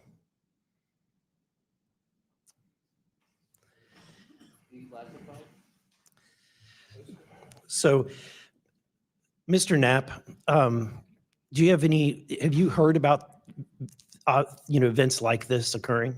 And what information might you have? I have heard about events like this. I have heard about this event. Jeremy Corbell and I talked about it in one of our episodes a while back. We did not have the video, though. There are servers where there's a whole bank of these kind of videos that Congress has not been allowed to see, that the public hasn't been allowed to see. Occasionally, some of that stuff gets out in the wild and it comes our way. It should be going to you. The public should be seeing this stuff. And why you're not allowed to, I don't know. But that's a Hellfire missile smacking into that UFO and just bounced right off. And it kept going. It kept going, and it looks like the debris was taken with it. Yeah. What the hell is that? What So what again, flies like that? again, I'm not going to speculate what it is, but the question is, why are we being blocked from this information consistently? I want to ask this just question: how in the world? This is the document. I want to enter this in for the record if it hasn't already been entered, Madam Chair. The document So that you ordered. provided on thread 3. This is a huge file. How in the world did you smuggle this out of Russia? Carefully. In your socks? And I don't think I want to be really specific about it because I might have to go back there and get some more sometime. Although, Okay. no, that'd be crazy to do that. Well, I took the top pages off that were stamped with the security signature, and I carried them out on my person. But the rest of them, I just threw in my suitcase and threw some caviar in there as a distraction as well, and hoped for the best. Otherwise, I'd be a citizen of Siberia right now. And you had you reported James Lukatsky came to you with government possession of NHI craft and how they ultimately gained entry. Can you testify to the veracity of that claim? Dr. Lukatsky is an honorable man who served most of his career with the DIA, a very trusted, high-level rocket scientist and intelligence analyst who inspired the OSAP program, as I said earlier. And in full disclosure, I've co-written 2 books with him. He dropped this on myself and our other co-author out of the blue. And it took 14 months for us to get DOPSR approval for him to release 2 sentences on that. He said this craft, we had managed to get inside of it. It had no wings, no rotor, no tail. It had no fuel tanks. They didn't know how it flew or how it was operated. It clearly looked like it was aerodynamic, but he would not go further. He's a by-the-book guy, and until he gets clearance to say more about that, I don't think we're going to hear much more. But it's not ours. It wasn't ours. We didn't make it. We didn't know who made it and how it was built and how it operated. We've got at least one. And I don't know, I think that's enough confirmation that we do have recovered Leslie, discs and materials. Leslie, Mr. Borland, in the classified realm, have you been exposed to undeniable confirmation of NHI technology? And then my second question is Bay Systems involved in any way with reverse engineering exploitation of non-human intelligence craft? Yeah, we're gonna have to have a conversation this skip for that. Whether I'm legally even allowed to answer that, and whether you're even allowed to hear it, sir. Okay. Again, you can sense our frustration. And so I just want to thank you for coming forward. We will continue to fight because look, this is about making sure that this government belongs to the people and restoring the republic the way it was intended to be. Madam Chair, I also have further witnesses of courageous individuals. It was given to me by Dr. Stephen Greer, including Michael Herrera and his testimony. We have Roderick Castle and his testimony, Randy Anderson, his testimony, Stephen Digna, and others, 3 others, all saying similar things to what the witnesses today have said. And I would like to enter that into the record as well. No objection. Thank you. I now recognize Representative Lee for 5 minutes. Thank you, Madam Chair. I think we need to make sure that we don't get distracted by sensational stories only of unidentified anomalous phenomena and lose track of what the core of this hearing is about. This is all a perfect example of why whistleblowers are so important and why it's so important that we step up and protect them. With Trump, RFK Jr., EPA Administrator Lee Zeldin, and others committed to dismantling government and firing professionals who do dare to speak out against the threats this administration's disastrous policies create, we have to focus on protecting all whistleblowers, not only the ones who are reporting on UAP. I'd like to thank the whistleblowers who have agreed to come before the committee today and speak their truth. This administration's claims to care about waste, fraud, and abuse, and so often it is the whistleblowers who care and who are the tip of the sword fighting against the real waste, fraud, and abuse. One study found that whistleblowers expose fraud at more than twice the rate of third-party auditors. So, Mr. Spielberger, what are some of the best examples of whistleblowers exposing fraud and abuse in the federal government?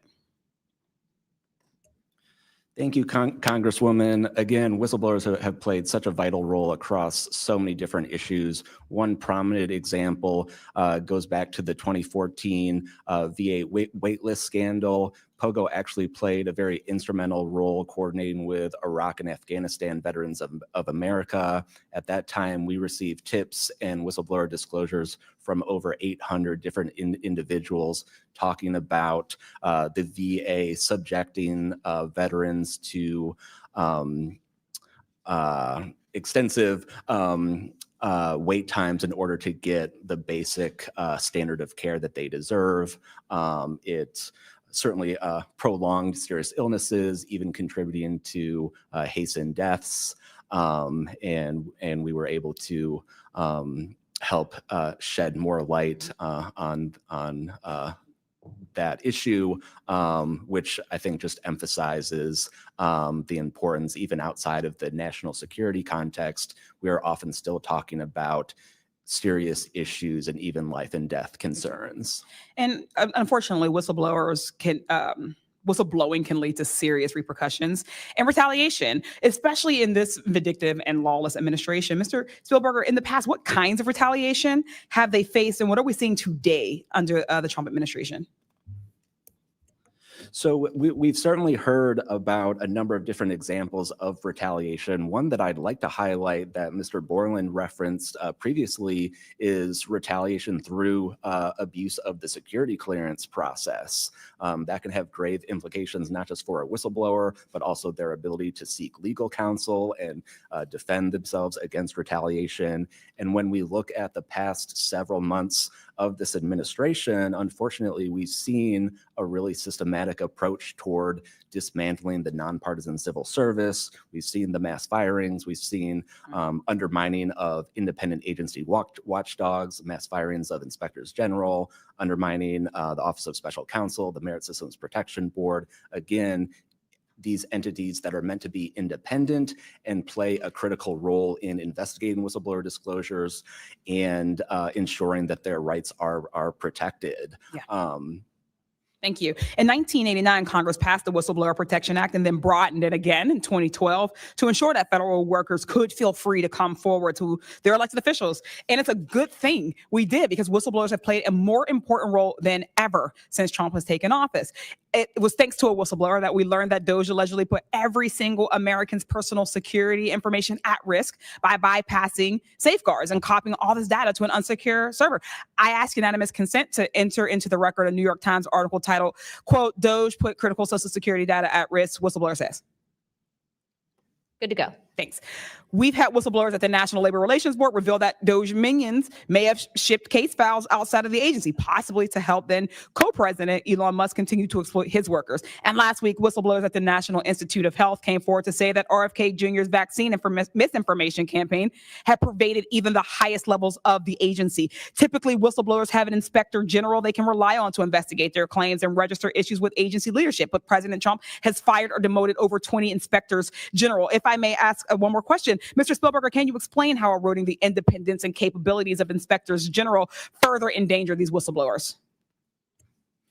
Absolutely. So again, whistleblowers already face incredibly great challenges in coming forward under normal circumstances. And when we erode these entities that are expected and required to enforce whistleblower protections, fairly investigate their disclosures, it calls into question the integrity of their investigations and findings, whether they'll take whistleblowers seriously when they come forward, and whether we can trust that they will use their authority to enforce the protections of whistleblowers who do come forward. Essentially, whether they will continue in their role as an independent watchdog or basically become a lapdog for a current or future president.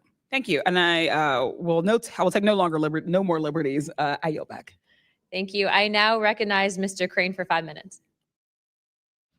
Thank you, Ms. Chairwoman, for holding this hearing. Thank you to the witnesses for appearing.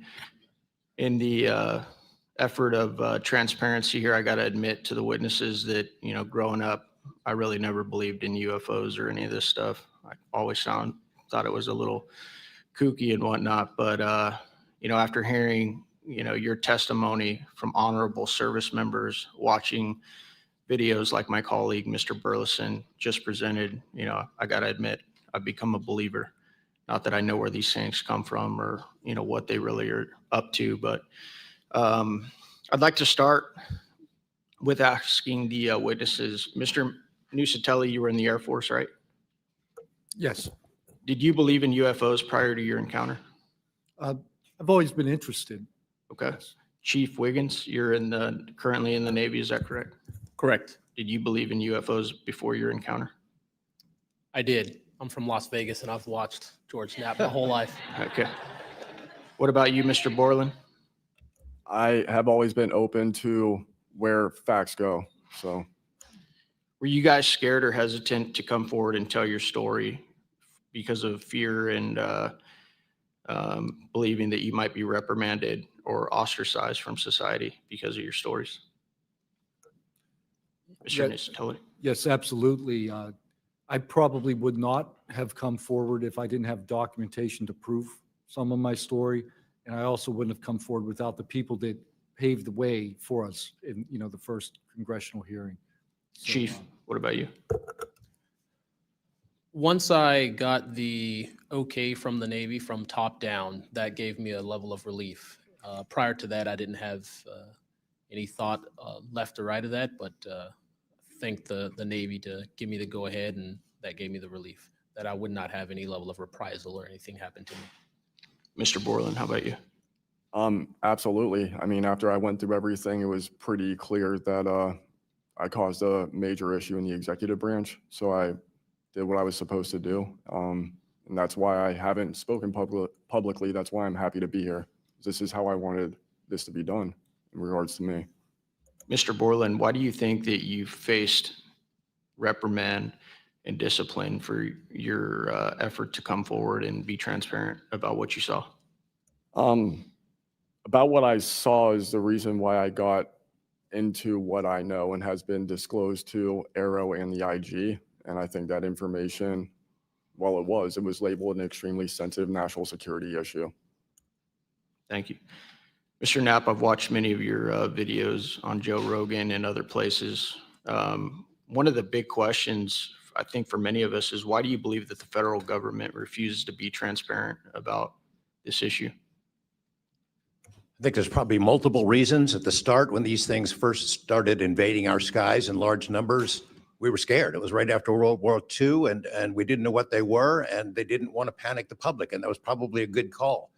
Over time, I think the lying sort of became institutionalized. Flights over Washington, D.C. in 1952, they're seen, they're captured on radar, jets are chased after these objects, and then we get an explanation it was a temperature inversion. And those kind of lies have been told for a long time. What was told to me by an investigator from Congress, a guy named Richard D'Amato, who was sent after this story by Robert Byrd and Harry Reid, he came out to Nevada, tried to get into Area 51, did get in there, looked around, talked to people, trying to get to the bottom of it. He believed that this program, reverse engineering, et cetera, was had been moved inside these corporations. And he said, when this comes out, people are going to go to prison. And he meant people who were basically misusing legitimate national security funds, tens of billions of dollars, in order to keep this cover up going. I also believe there's a legitimate reason for the cover up, in that there is undeniable connection of national security involved in this technology. If we are racing for it to master that technology against the Russians and the Chinese, which is what I have been told by Senator Reid and many others, then it is a race that's critical to our survival. There could be a form of disclosure, I think. Yes, it's real, it's from somewhere else, without revealing all the details that would allow someone else to have an advantage in the race for this technology. Thank you.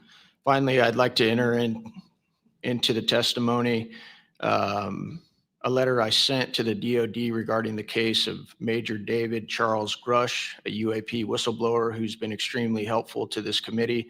Unfortunately, due to his participation in the disclosure of UAP, he suffered reprisal like the removal of his clearance, denial of promotion, and loss of medical retirement. I wrote the DOD on July 24th, 2025, on behalf of Major Grush, and I'm still waiting for a reply. I appreciate any help the committee can offer to get a response. Thank you. I yield back. Without objection, we'll be following up with the DoD after this hearing. Thank you, Representative Crane. I'd next like to recognize Representative Gill for 5 minutes. Thank you, Chairwoman Luna, for holding this hearing, and I'd like to yield a minute of my time to you. Perfect. My first question is to Mr. Knapp. Mr. Knapp, how do we know that the files that you obtained from the former Soviet government are not BS and just given to you as a disinformation campaign against the U.S. government? Yeah, it's a good question. So I shared some of them with the Senate Intelligence Committee when I first got back because that was requested by the Russians who shared some of that information with me. Secondly, I gave all of that material to the DIA through BASS, the OSAP program. Sorry for the acronyms. Can you name names real quick? Sorry. At BASS or Who OSAP? did you give them to directly? I gave them to Robert Bigelow and to Jim Lukatsky. And they hired a whole team to go through them and retranslate them and analyze it. And they created a structure of how the UFO programs in the USSR and Russia were put together. They said they were real.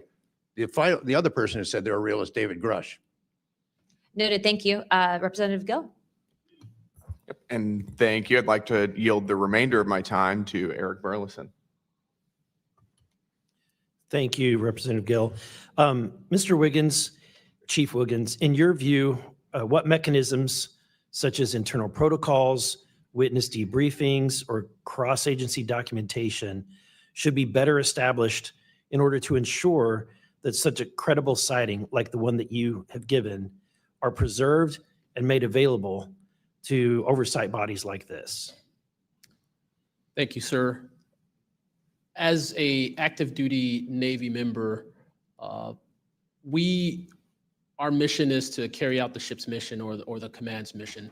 And we, on a general basis, don't have knowledge of what to do when we see things like this. We just don't. We're there to do our mission and do what's told of us, right? So I think what would be important is giving active duty members a clear way of being able to report things like this to where it gets to this point.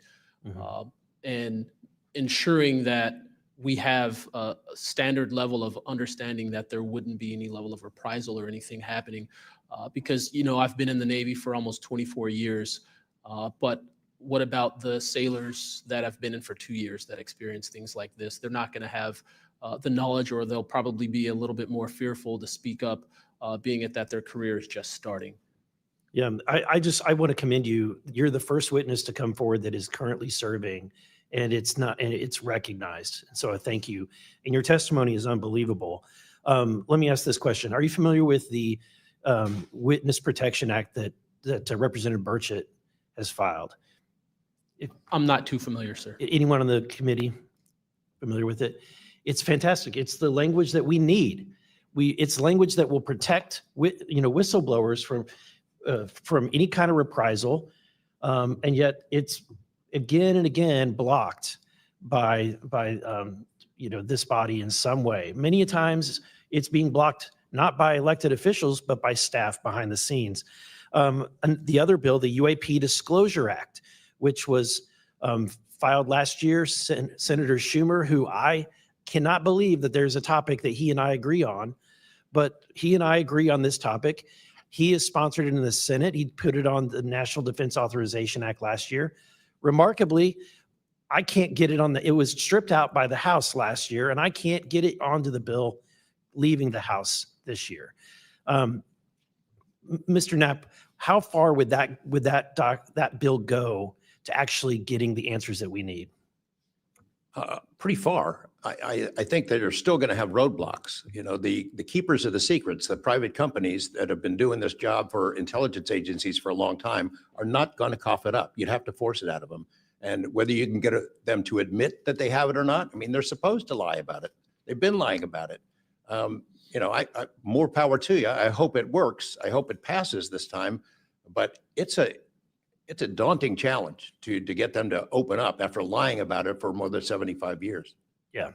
And then finally, Mr. Borland, when you engaged with Arrow in 2023, you noted that their public statements did not match the reality that you and others had witnessed. In your assessment, what were the key limitations of Arrow? You know, I would put it to you this way. The statement Arrow has made is scientific evidence of extraterrestrials. Scientific evidence requires a scientific control. Extraterrestrial is an entity on another planet.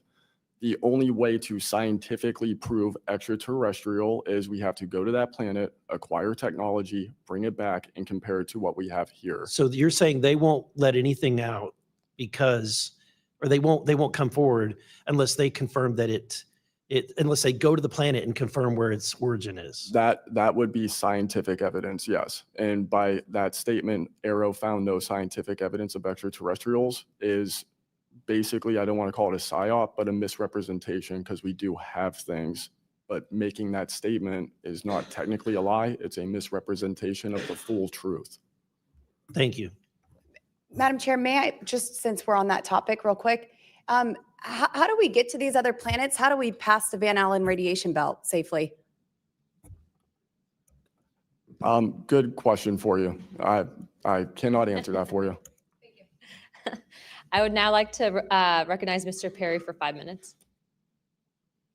Thanks, Madam Chair. I think I'll start with maybe Mr. Borland. So you have a clearance, right? You're in uniform, you have a clearance. When did you leave at service? What year? I left in 2013, February 2013. Who was the president, if you recall?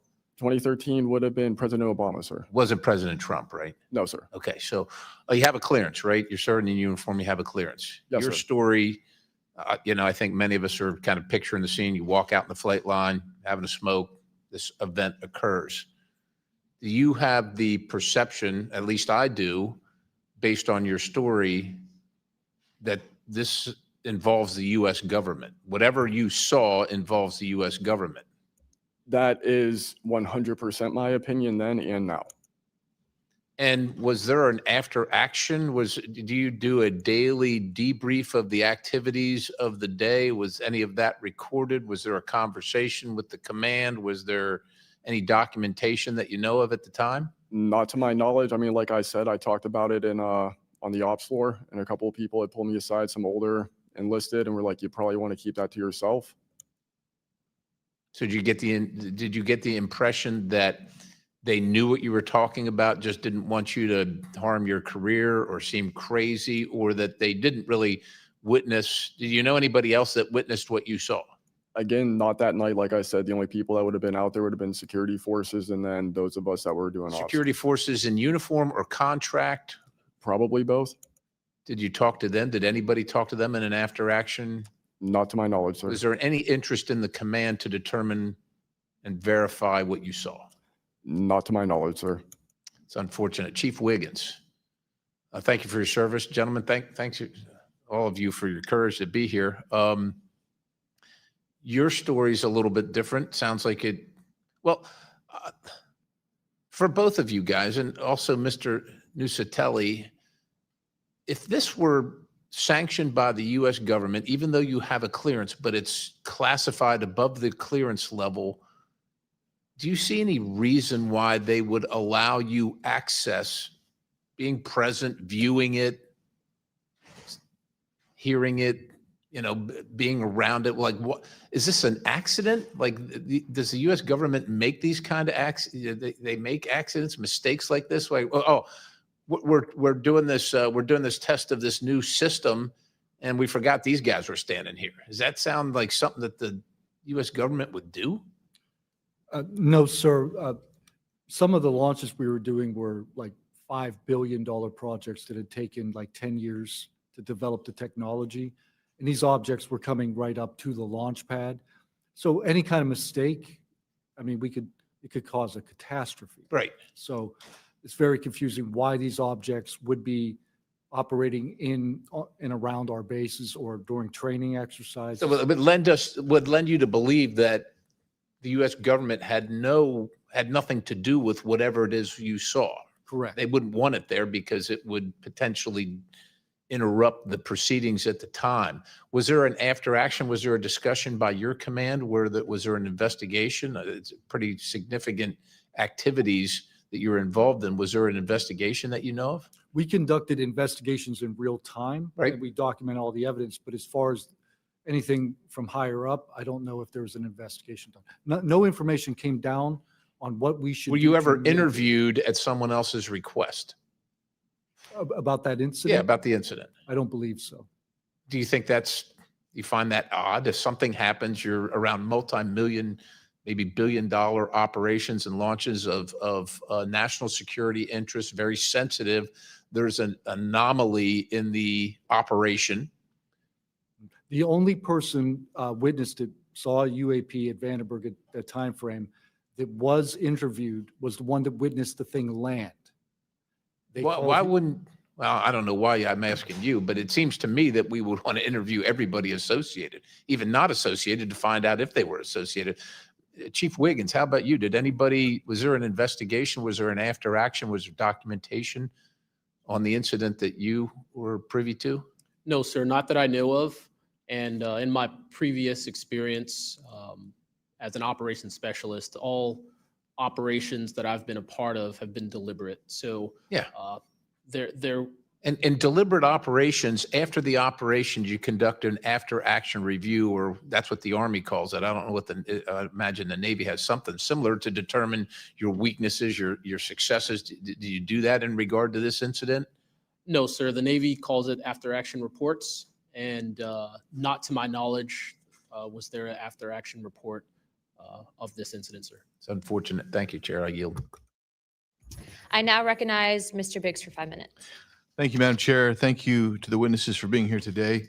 I'll tell you that today's testimony should alarm every American, no matter their views on UAPs. This isn't simply about UAPs. It's about government integrity, responsible use of taxpayer funds, and Congress's constitutional duty to oversee the executive branch. We've heard evidence of critical information hidden in special access programs, off limits to virtually every elected representative, and certainly to the public. Credible witnesses report retaliation for speaking out. These are clear attempts to silence those who are exposing the truth. We must protect the whistleblowers. And decades of government disinformation have eviscerated public trust. So this isn't a partisan matter. It's a constitutional matter. And when you talk about the VAs, Mr. Spielberger, and all the problems that they had, the hub of that was Phoenix. And they went after the whistleblowers there. And that was under the Obama administration. So it doesn't matter which administration, which party, both parties have got to come clean, particularly on this. So if the government thinks it can hide the truth and punish those who speak out, Congress has to keep pushing until the facts, whatever they are, wherever they lead, come to light. I'm going to go to you, Mr. Knapp, first. You've interviewed numerous UAP whistleblowers over the years. Question is, how do you verify their claims before deciding they're credible enough to report on? It's a combination of factors. First, you check their credentials. Did they really serve where they said they did? And did they work where they said they did? Are there any other witnesses? Is there visual proof, film, footage, things of that sort? You ask the people around them that know them, that used to work with them. If they're credible people, that's one way. You know, I think about Arrow, the organization that this body created to deal with witnesses and whistleblowers. I hope I'm not taking too much of your time here, but they invited people to come forward, service members who knew, saw things and had experiences. And I can tell you that the people that I have talked to who went through that are deeply disappointed. There was a guy named Bob Jacobs, who was a lieutenant attached to Vandenberg in 1964. His unit would record missile tests. They recorded all of them. On one of these particular tests, a UFO comes out of nowhere, zaps what looks like a laser beam at what would have been a nuclear dummy, a nuclear weapon, and disabled it. And he is called into the commander's office. Two guys in suits clip that film footage out that shows the UFO, and he's ordered to never talk about it. He comes forward to Arrow. He heeds the call, thinking he's doing his duty as an American to tell that story, and they completely dismissed him. They made up a story that they had tracked down the original footage, and there was nothing like that in it. Well, there was no original footage. It had been taken away the day the footage was recorded. He's deeply disappointed. People like Bob Salas, who had worked at a nuclear ICBM base, who saw UFOs flying over the base and these missile silos were taken down. He went to Arrow too and was completely disregarded. It almost looks like Arrow operated as a counterintelligence operation to get people to come in, tell their stories, and then discredit all of them. I can't imagine that any whistleblower or witness will ever go to Arrow again because of what happened under the first director, who's now long gone, but still seems to act as the spokesperson for that organization. And I would say, Madam Chair, maybe at some point we need to really dig deep into Arrow, and I would encourage us. Oh, I'd be happy to send maybe a subpoena to Mr. Kilpatrick. There you go. Mr.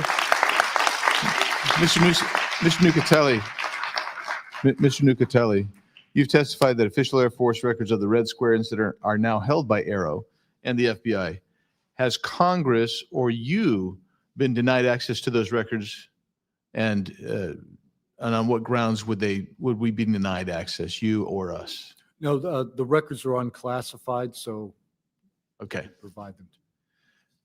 In the 2003 to 2005 incidents you described, were any physical effects, electromagnetic interference, radio anomalies, or security system disruptions documented in base logs or any reports, official reports? Not to my knowledge. Mr. Wiggins, has the full resolution unedited footage of your incident been provided to Congress? Yes. Okay. Were you or your crew ever instructed formally or informally not to document or discuss the event? Ever? No. Good. Mr. Borland, you've talked about manipulation of your security clearance records. Can you identify which agencies or offices were responsible and whether they provided any written justification? I can do that in a skiff, sir, 100%. Because of being a part of a multi-agency special access program, I cannot give those publicly. So I'd encourage us, Madam Chair, to have that skiff meeting if we can. And then, Mr. Borland, again for you, testified that you withheld certain sources and methods from Arrow due to mistrust. Can you give us some specifics that led you to believe they were misrepresenting the truth? Well, as I said already, what I said about scientific methods, scientific control, extraterrestrials, I mean, I know what I've seen, I know what I know, and I know it's true. So any agency that's going to go public and try and manipulate the public perception of this subject in such a way that it is negative when I know the truth about it is why I had extreme reservations with it, and also what I've been through and other whistleblowers and people in the know about this subject have been through. So, Madam Chair, thank you for letting me wave on. I think the key thing there you talked about was manipulation of message, manipulation of narrative. That is really the problem with this entire the system that we've seen since you've started these wonderful hearings, Madam Chair, and I thank you so much. Thank you, Representative Biggs. The chair would now like to recognize Mr. Begich for 5 minutes. Thank you, Madam Chair.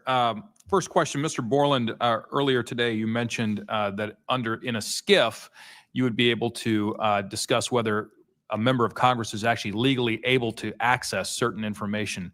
Under what authority would a member of Congress be restricted from accessing information on this topic, even within a skiff? I would suggest reaching out to Director Gabbard and speaking with her about that. I'm hopeful that this goes back to the executive branch and who even has authority. Unfortunately, I can't give you a 100% solid answer because I don't even have that knowledge. Next question to George Knapp. What is the estimated annual budget, your view, for the program for investigating or reverse engineering UAP-related technology, including official, misappropriated, or black budget funds? I wouldn't have a clue. I don't know any person that's ever seen it. Does anyone on this panel wish to address that question? Okay, moving on. Are any of you willing to name specific gatekeepers within the root cell of the UAP-SAP Federation?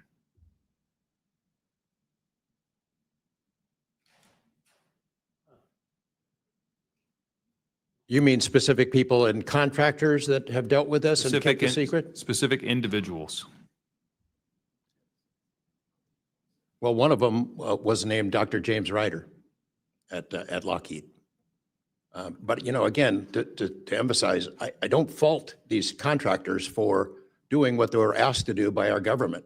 They're supposed to lie if people ask about it. And the intelligence agencies who gave this stuff to them, CIA, I think primarily, told them to keep it quiet, and they've done that. And I suspect that they'd like an off-ramp, that they'd like some help with figuring out this technology at some point. And this is, again, available to anyone, is there a security classification guide for UAP or NHI?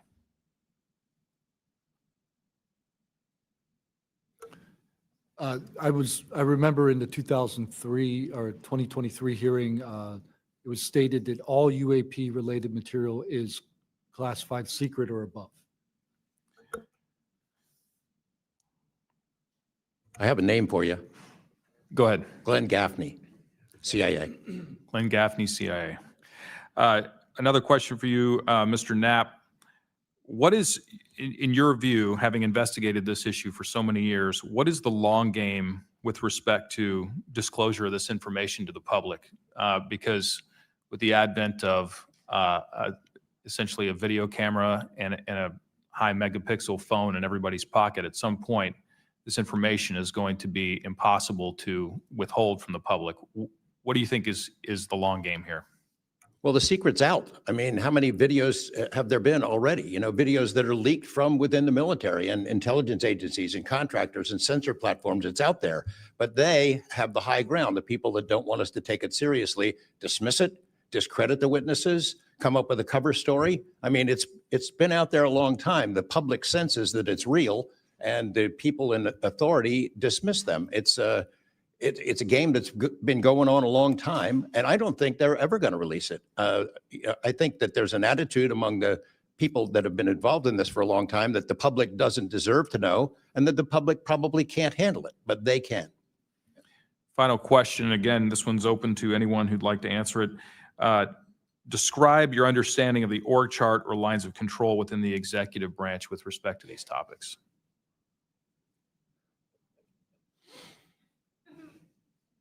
And if you'd like to address that in a skiff, feel free to say so.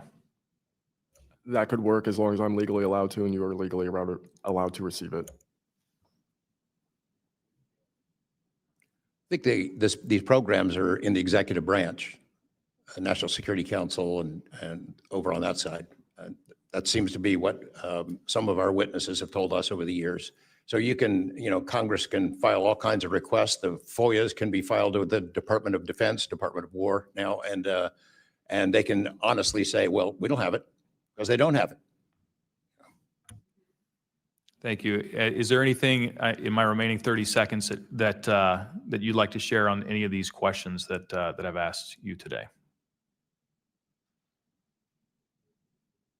I applaud the committee for trying to tackle this monster of an issue. I really appreciate that it might be the only bipartisan issue in Washington where everybody can agree. We've watched multiple hearings now. Everyone is asking the same kind of questions, whether right or left, and honestly want the answers. And, Chairman Luna, Chairwoman Luna, I appreciate your dedication to this, Tim Burchett and the other members for sticking with it, because it's come up in Congress before, and they had hearings, and then they dropped it for 50 years. So it's going to take a lot of time to get to the bottom of this. And I applaud your commitment to getting to the truth. Thank you, Mr. Knapp. Pursuant to Committee Rule 9C. Madam Chair, can I ask a parliamentary question of you? Yeah, sure. Does this subcommittee have the authority to do subpoenas? Task force. So the task force, to answer that question, has to do it through full committee. Okay. So, and also in regards to immunity, which to Mr. Borland's point, we are going to be doing a motion to ask for immunity for you and a few other people to come into a skiff and tell us what you know without being subject to the Espionage Act, et cetera. Thank you, ma'am. So that's just kind of an update. But as a task force, because we are not a full subcommittee and there are certain authorities that haven't been granted to us, probably because they don't want us to have it.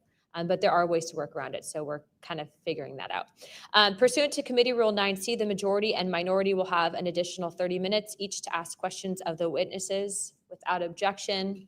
So ordered. With that being said, if you guys want to jump in the queue, I know Representative Crane, Burleson, and likely Burchett have a few more questions. I'll just start out with two, and then I'll pass the buck to Burleson. Burchett, do you have anything? Burchett, and then Crane. Just real quick, Mr. Knapp, and short answers, please, because of time. How much of these alleged Russian crash retrieval documents have already been physically out there? So, I mean, percentage-wise of the documents that you submitted to Congress, what was public already and what was not newly released? Maybe 1%. Okay, so the rest of it should be predominantly new information. Yep. Also, can you just elaborate real quick? I know you had, I think, mentioned a Thread 3 program, but also alleged in those documents, I got through maybe half of them last night. There's a lot, and I don't speak Russian, contrary to what my people might allege.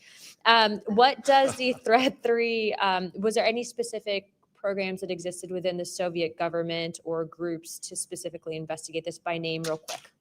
It's a number. There's a number in those documents I gave you. There was a larger program that actually had 3 sub-programs that was, Thread 3 was the name I got, and then the DIA guys who looked at it figured out there was a much larger organization. And it's listed in those documents? Yes. Okay, thank you. Real quick, I'd like to ask the committee to replay that video that Burleson had played earlier. I want to ask every witness here, specifically ones that have sensor training or have been able to recognize some of this movements real quick. So if you guys can please roll that real quick.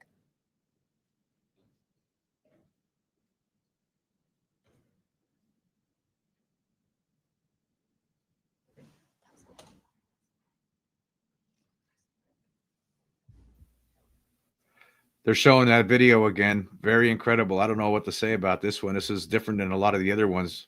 Wow. Some sort of a UAP dodges a missile off the coast of Yemen. That's what we're seeing right now. Okay, while this is still rolling, Mr. Nuccetelli, real quick yes or no answers. Are you aware of anything in the government, United States government arsenal that can split a Hellfire missile like this? No. And do whatever blob thing it did and then keep going? Nothing? Nothing. All right, how about you, Chief Wiggins?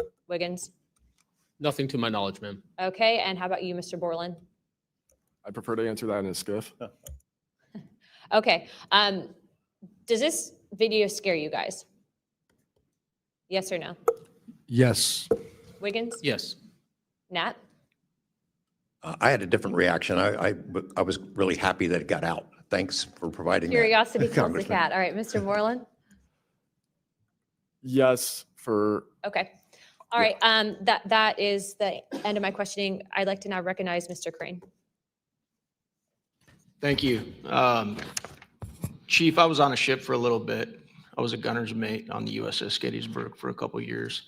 My question to you is, when you had your encounter and you saw it on the screen, you were in the CIC, is that correct?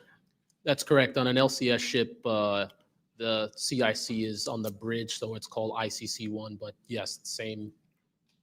Did a bunch of the other folks in the CIC come and check out what you were looking at? Yes, we all did. The tactical action officer, myself, the RCO, and 2 others that were on watch. We were all in the same space, so we were all looking at the Sapphire screen all at the same time. Because in the other couple instances with the witnesses, you guys just saw it by yourself, is that correct? Mr. Borland, you saw it by yourself? For me, yes, sir. Mr. Nuccetelli, you saw this by yourself? No, there were multiple witnesses in every case at Vandenberg. Okay. So Chief, did that spread like wildfire throughout the ship in the next day or two, what you guys had seen?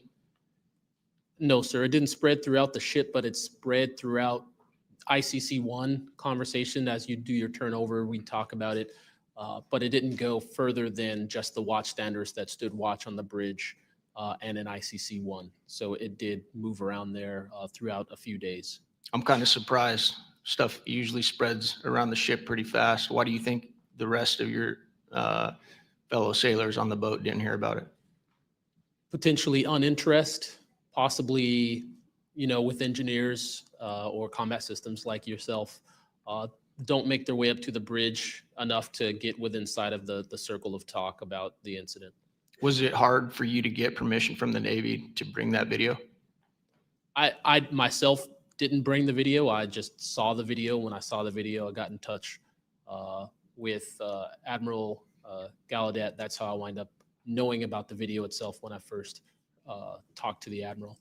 And you can hear my voice at the back end of the video, and I was like, hey, that's my voice, and I wanted to talk about it. How long did that encounter take place, Chief?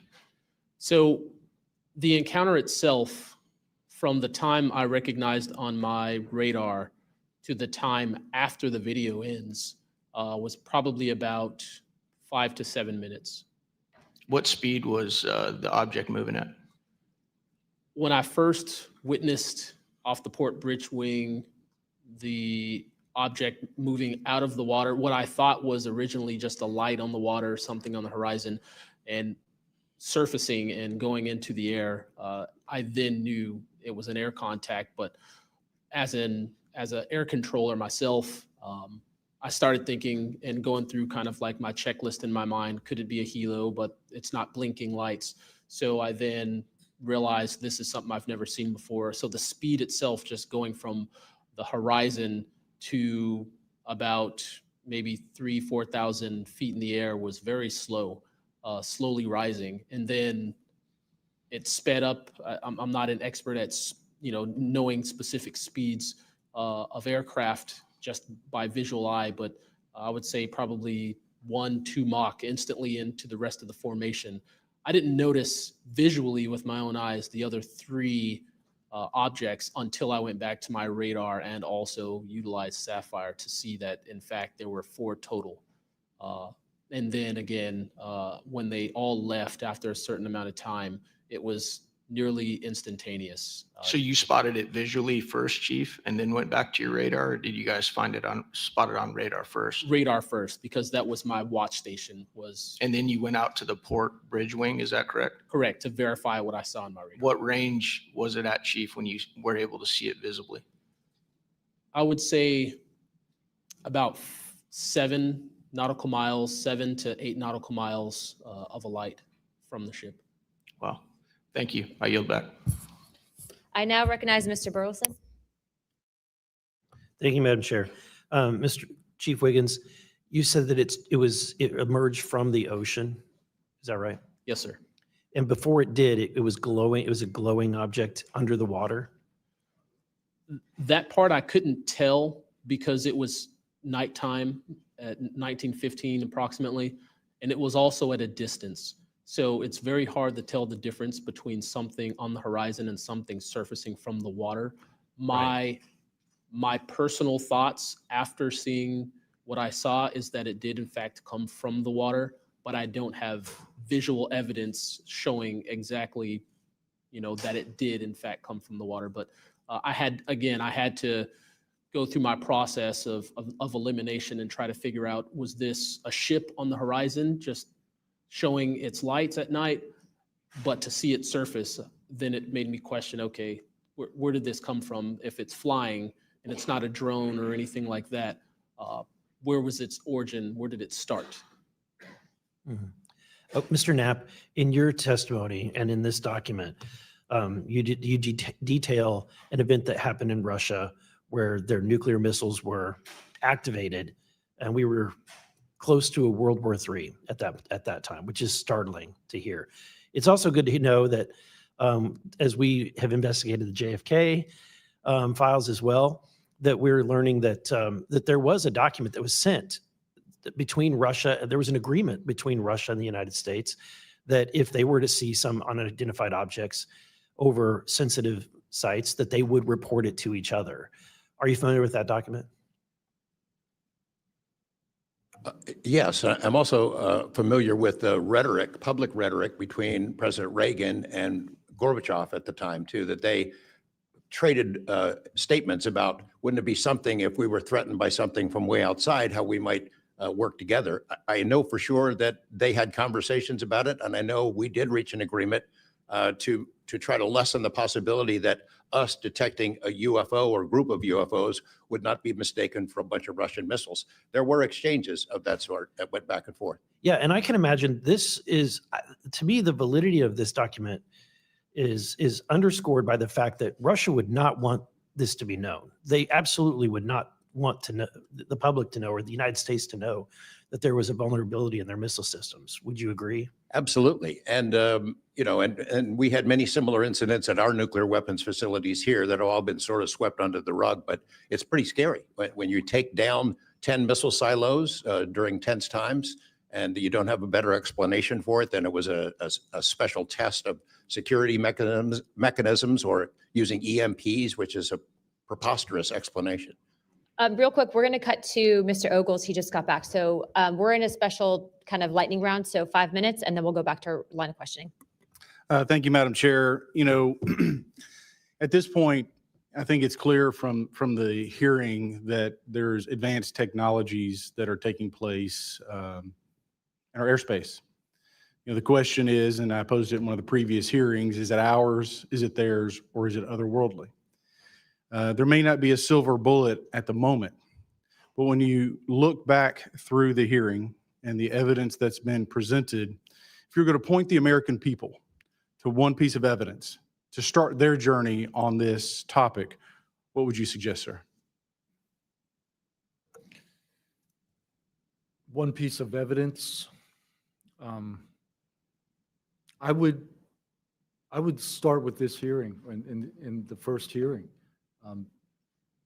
There is no evidence. But is there a specific, exactly, but is there a specific evidence or footage or document that you think lends extreme credibility to what we're discussing today? I would say this new video we're seeing today is exceptional evidence that we're dealing with something. With the kinetic? Yes. Mr. Wiggins? Sir, I'd have to say that if just the average person here in America looked at absolutely everything that has come across television, the internet, etc., you can't tell yourself that 100% of what's being recorded is fake or false. You have to, at some point, understand that there's something else out there. Well, I mean, and you bring an interesting point, you know, in the law enforcement community, anytime you're conducting an investigation, you're always looking at the totality of the circumstances. You're looking at all the evidence and how they piece together. And so that would be my, you know, advice to the American people, that this is a journey that is just beginning from a congressional perspective, but you have decades of data, some of it not real, much of it is, but thanks to Chairwoman Luna, we're now presenting this to the American people. And I think this latest video from Mr. Burleson is something that should get everyone pause. When you see the 3 orbs that drop, was that in a defensive posture or is that in an offensive posture? And what capabilities did those orbs have that we, quite frankly, may not have? Mr. Knapp?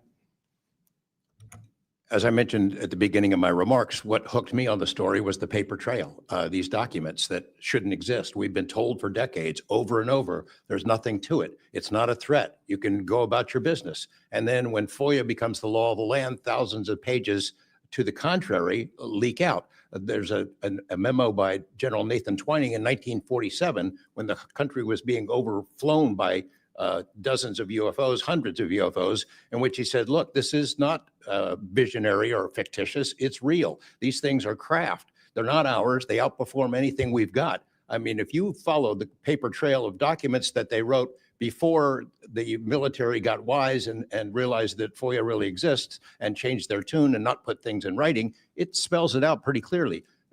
I'll go refer back to Russia. One incident I did not mention to Representative Burleson is Colonel Sokolov in that Ministry of Defense program said there were 40 incidents where Russian warplanes were sent to intercept UFOs, and they were ordered to fire on them. And for the most part, the UFOs would zip away. 3 of the pilots, though, did fire at these things. Those 3 planes stalled out, crashed. 2 of those pilots died. And after that, the Russians changed the standing order. If you see a UFO, leave them alone. No country in the world wants to say and admit that these objects are flying around in our airspace and there's nothing we can do about it. I mean, who wants to say that? The U.S. certainly doesn't, and Russians didn't either. And I've got to be almost out of time, but Mr. Berlin, then you, sir, real quickly. Yeah, to be honest with you, I think Bob Lazar, and not for the reasons that most would talk about, mainly because Bob Lazar was immediately discredited. They said he never worked where he worked. They said he never did what he did. But yet Bob Lazar showed up with a bunch of friends and a video camera and was filming these test flights in the middle of the desert. So clearly he knew something.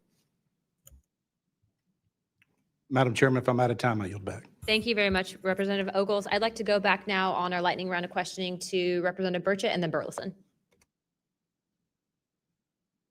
Burchett, always number 1. That's what I should be. Number 1 in your heart, number 435 on the chart. That's me. Dylan, knowing you testified to Arrow, are they obfuscating when they claim to have discovered no evidence of extraterrestrial beings, activity, or technology? And are they lying to the American public? As I said before, it's a manipulation of the public perception. The statement, scientific evidence of extraterrestrials, is a true statement. It is not the truth about what is happening and what we have. Any of y'all like to comment on that further? Mr. Knapp, you're getting edgy. It's splitting hairs. No proof that they're extraterrestrials. What would that proof look like? A piece of kryptonite? What would it be? I mean, we could be talking about different forms of non-human intelligence. I think the dominant paradigm is that they come from outer space somewhere else, and they have some way that they can cross those vast distances that we can't even imagine doing, but not necessarily, that's not necessarily the answer. So asking for proof of extraterrestrials might not be the answer at all. It's splitting hairs. We don't know where they're from. I don't know anyone who knows the answer for sure. They call them aliens just as a placekeeper kind of a word, but no one in all these programs who've studied this stuff for years, people with much bigger brains than mine, knows the answer for sure. I've talked to Navy folks that some of the deep sea areas, they think there might be something there, that they're here, and I don't know when they got here. Another point that needs to be made is every time, we say we're going to back engineer or whatever you want to call it, these craft, I always say, like, it'd be like if you took I ride motorcycles, but if you took like an Indian or a Harley to the people that came over here on the Mayflower, they'd see a bright, shiny object. They might polish it. They might get it started. I doubt they could. They couldn't work on it. They couldn't put fuel. They wouldn't be able to have the capability of putting fuel in it. I just think that's, we're scratching at something that we don't have any knowledge of. And that's why it's just taken so dadgum long. But they do know, first one that cracks that code, it's over. I mean, it's energy, it's power, it's everything. And I worry too that in the wrong hands that they do that, they keep it from the rest of us because they're so invested in whatever energy sources we have here that their billionaire buddies are going to profit, and they can't retool. Because they know once it's out on the internet, it's over. And so I think there's a lot of things going after. And I think that's why the move to discredit folks is so rapid too. I think, they point to them and they put the dogs on them, and it disgusts me. There's a price to be paid for that too. The Russians and Chinese are trying to figure this out as well, but they don't have the same kind of stigma. They tell their best scientists and engineers, get in there and work on it. And they've been doing it for a very long time, might have a head start on us. Here, we don't have our best scientists and engineers working on it because they've been told it's nonsense. The stigma is very real for people like that. I agree. Yield back, Chair Lady. Thank you. I'd now like to recognize Representative Burleson. Mr. Nuccetelli, when you heard the testimony of Mr. Knapp talking about these missiles were shut down or turned on in Russia, does that remind you, when you hear these stories, it's got to remind you of the event that happened on your base? Absolutely. There are many accounts of incursions of this type taking place. I believe in the 60s, we had a similar incursion in New England. And same thing happened. There were these objects coming over the base at low altitude, 200 feet over the base security police, and they were scrambling fighters, and then the objects would just fly off, and that went on for weeks. So the historical record has laid out that there's a pattern, that our installations are visited by these craft. They come in and do whatever they're doing, and then they leave. And we don't know how to respond. We don't know how to protect the installation. So that's why we're here. When you first heard, and we're having to report on these incidents that were being witnessed by other individuals, did you believe them?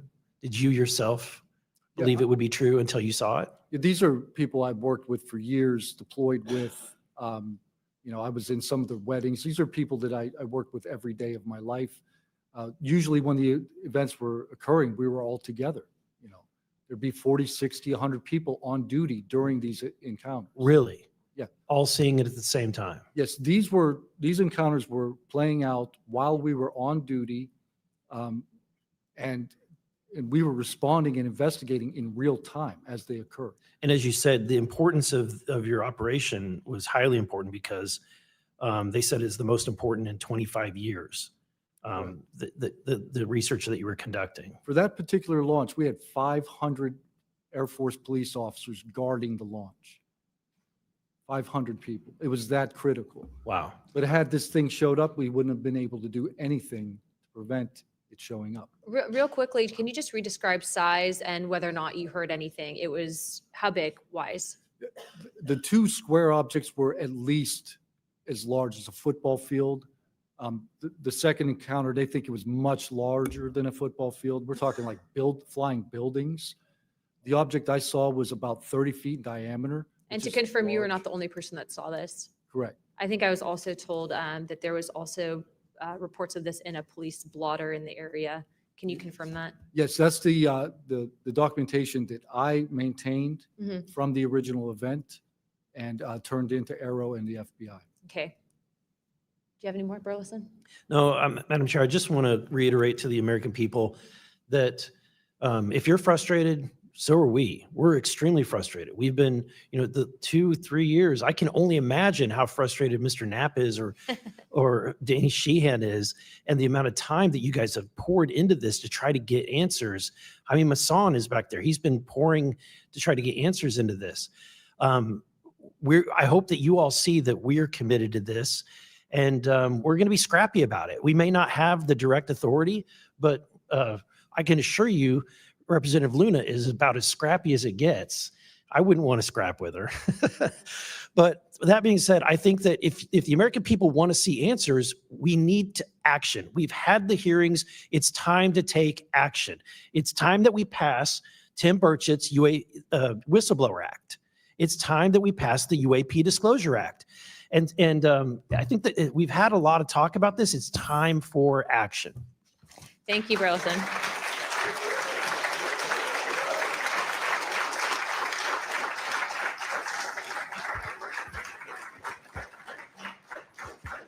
I would now like to yield 30 minutes to Representative Crockett.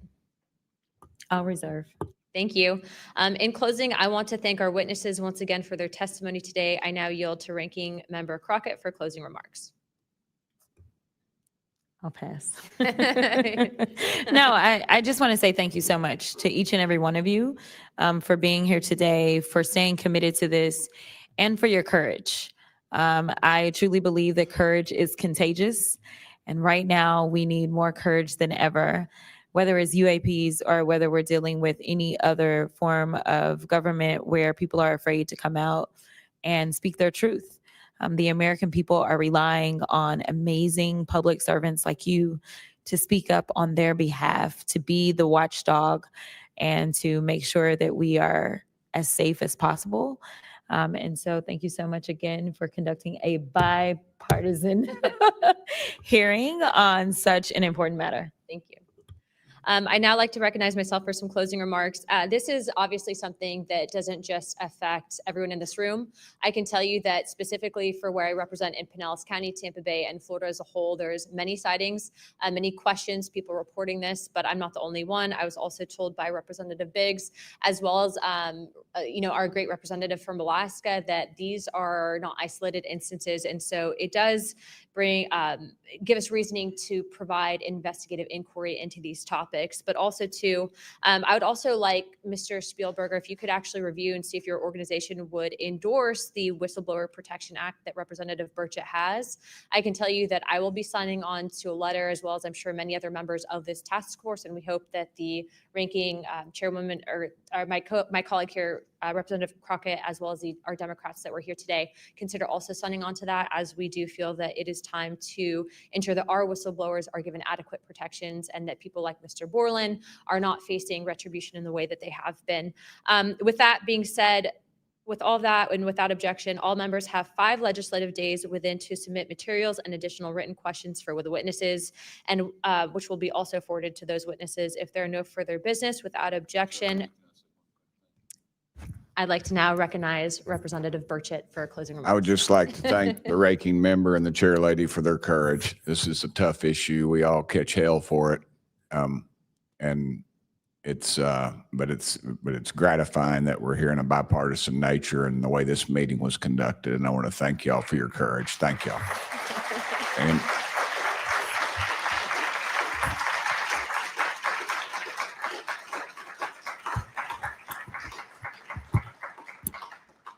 Without objection, the task force stands adjourned.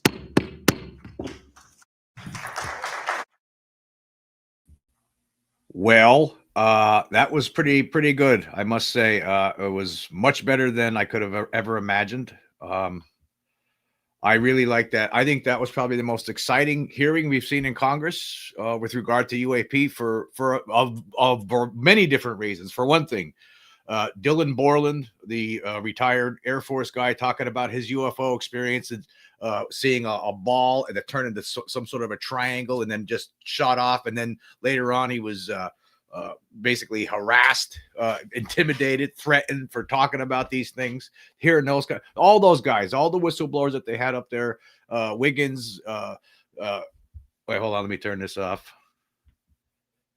Oop. Yeah, we don't need that. I just got to say it was a spectacular hearing. Of course, I thought George Knapp, he really brought the juice here today with them. I mean, everything he says makes sense. The way this is being covered up, the fact that China and Russia, the scientists there, they treat it seriously because they're not, their leaders there aren't laughing about this kind of stuff. But here over the decades, right, they don't treat it seriously because people, they don't treat it because our government makes a joke out of it, stigmatizes it. There was so much. Then the spectacular video from Eric Burleson to present that video that showed some sort of an object flying out over the coast of Yemen from last year only, and a missile goes after it, and somehow it avoided the missile. It looks like the missile blew up. I'm gonna have to look at that video a couple of more times here. I'm sure a lot of people are going to be talking about that. There's going to be a lot of different things people are going to be talking about with regard to this hearing. It was probably the most packed one we've had. There was so much information, so much stuff from George Knapp when he was talking about his experience in Russia, smuggling out those UFO documents. If he would have got caught, he would still be in a gulag. That was fantastic. All the things he was talking about makes a lot of sense. It was just a great hearing. I really enjoyed this hearing. It exceeded my expectations. I got to say that. I think the icing on the cake had to be that little that video that they showed that Burleson presented. But then the other thing that's going to come out of this is the fact that they're talking about sending out a subpoena to Sean Kirkpatrick, who, by the way, Luna mentioned early on when this thing first started was a documented liar. She actually said that at the beginning of this hearing. Later on, toward the end of this hearing, what happens? They talk about getting a subpoena out to him. What's he going to do when he's sitting in front of Congress? Is he going to tell those same kind of lies that we know that are documented? That was an absolutely correct statement. We've talked about this on this show before. Everybody was talking about this, how he's a liar, how he keeps getting caught in his stupid lies. So what if they bring him in? What's he going to say then? It was a fantastic hearing. There's going to be a lot to talk about, a lot to unpack as the week goes forward. I'm sure I'll be talking about some of the stuff that went on in this hearing. I need more time to absorb it, but I'm sure based on a lot of the comments too by people in the chat, I want to say thank you so much for sticking with this today. This was a pretty long hearing. I didn't know how long it was going to be. When it went over 2 hours. This was a great hearing. I loved it. I wasn't bored with it at all. Like some of these hearings they're boring. There was a lot of different stories coming out. A lot of different. It wasn't just it wasn't just like some of these other hearings where you're not really getting anything. We got something out of this. We got the idea that we're going to get Sean Kirkpatrick a subpoena and he's going to have to testify before a House committee at some point in the future. We got a great video from Eric Burleson that no one's seen before. Apparently, I haven't seen it. I asked people in the chat if they ever saw it. I never saw it before. That was wonderful. I'm sure that's going to be one of the biggest things that people are going to be talking about this week. Yeah, you got to give it to George Knapp. He really had some great things to say. I thought Borland too. Borland was, some of the stuff, the way he was talking, it sounds like a scary experience. The guy's actually on unemployment. His unemployment is about to run out in a few weeks. I mean, this is the human story here with regard to that guy. And you can see the guy was scared somewhat sitting there talking. This was something to see. The American people, right?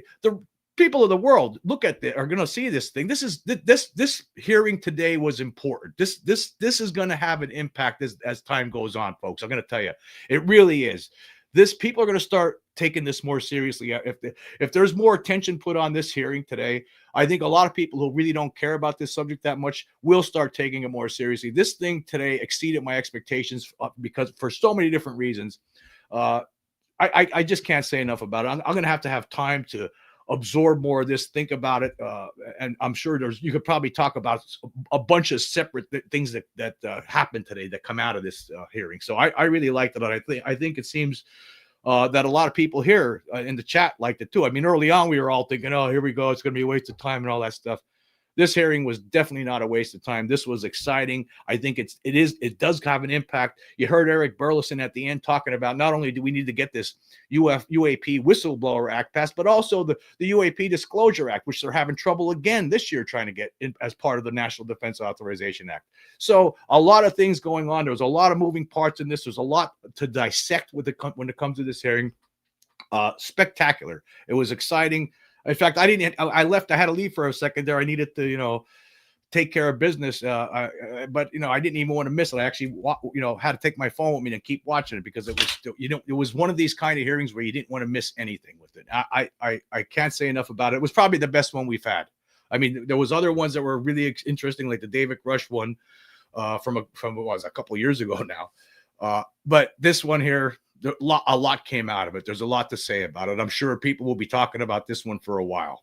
And I can't wait till the next one. And I really can't wait to see if they get Sean Kirkpatrick in there. That's what I really want to see, folks. I can tell you right now. I'm sure a lot of you would like to see him trying to answer some of these questions under oath rather than on somebody's podcast. So that would be interesting as well. But, some people say it was just theater. Well, yeah, maybe some of Ryan Long here is saying it could have been, some of it's theater, like I always say. The whole thing could be theater. But today felt a little bit different. There was a lot of facts that George Knapp was throwing out there. The fact that we don't know, you can't say definitively that they're extraterrestrial. You have to, the way they dance around the words, you have to say non-human intelligence because you can't say for certain, with absolute certainty, that they're extraterrestrials. I believe that that's what they are, but I can't prove it. I think in the end, it's going to turn out to be that. There was just so many interesting ideas to come out of this hearing today. So I think there's going to be a lot to talk about with regard to this as time goes on as well. And I want to say thanks a lot for all the people that showed up today in the chat. I want to say thank you very much. But yeah, this was a good one. And again, George Knapp, to me, like he was the center of this, but there was so much more. I think Dylan Borland, I mean, that guy really, I think he had an impact. Some of the things he was saying, his experiences with being threatened and harassed, intimidated, about his sighting itself was spectacular. The Eric Burleson video that they showed twice, thank God. I can't wait to, I'm going to have to go back later today and look at that video and dissect it and see, what am I looking at here? That was probably one of the better videos we've seen coming out from the government with regard to this. I mean, this one here is going to be hard for the debunkers to try to, poo-poo this one away. I can't wait to see what they try to say.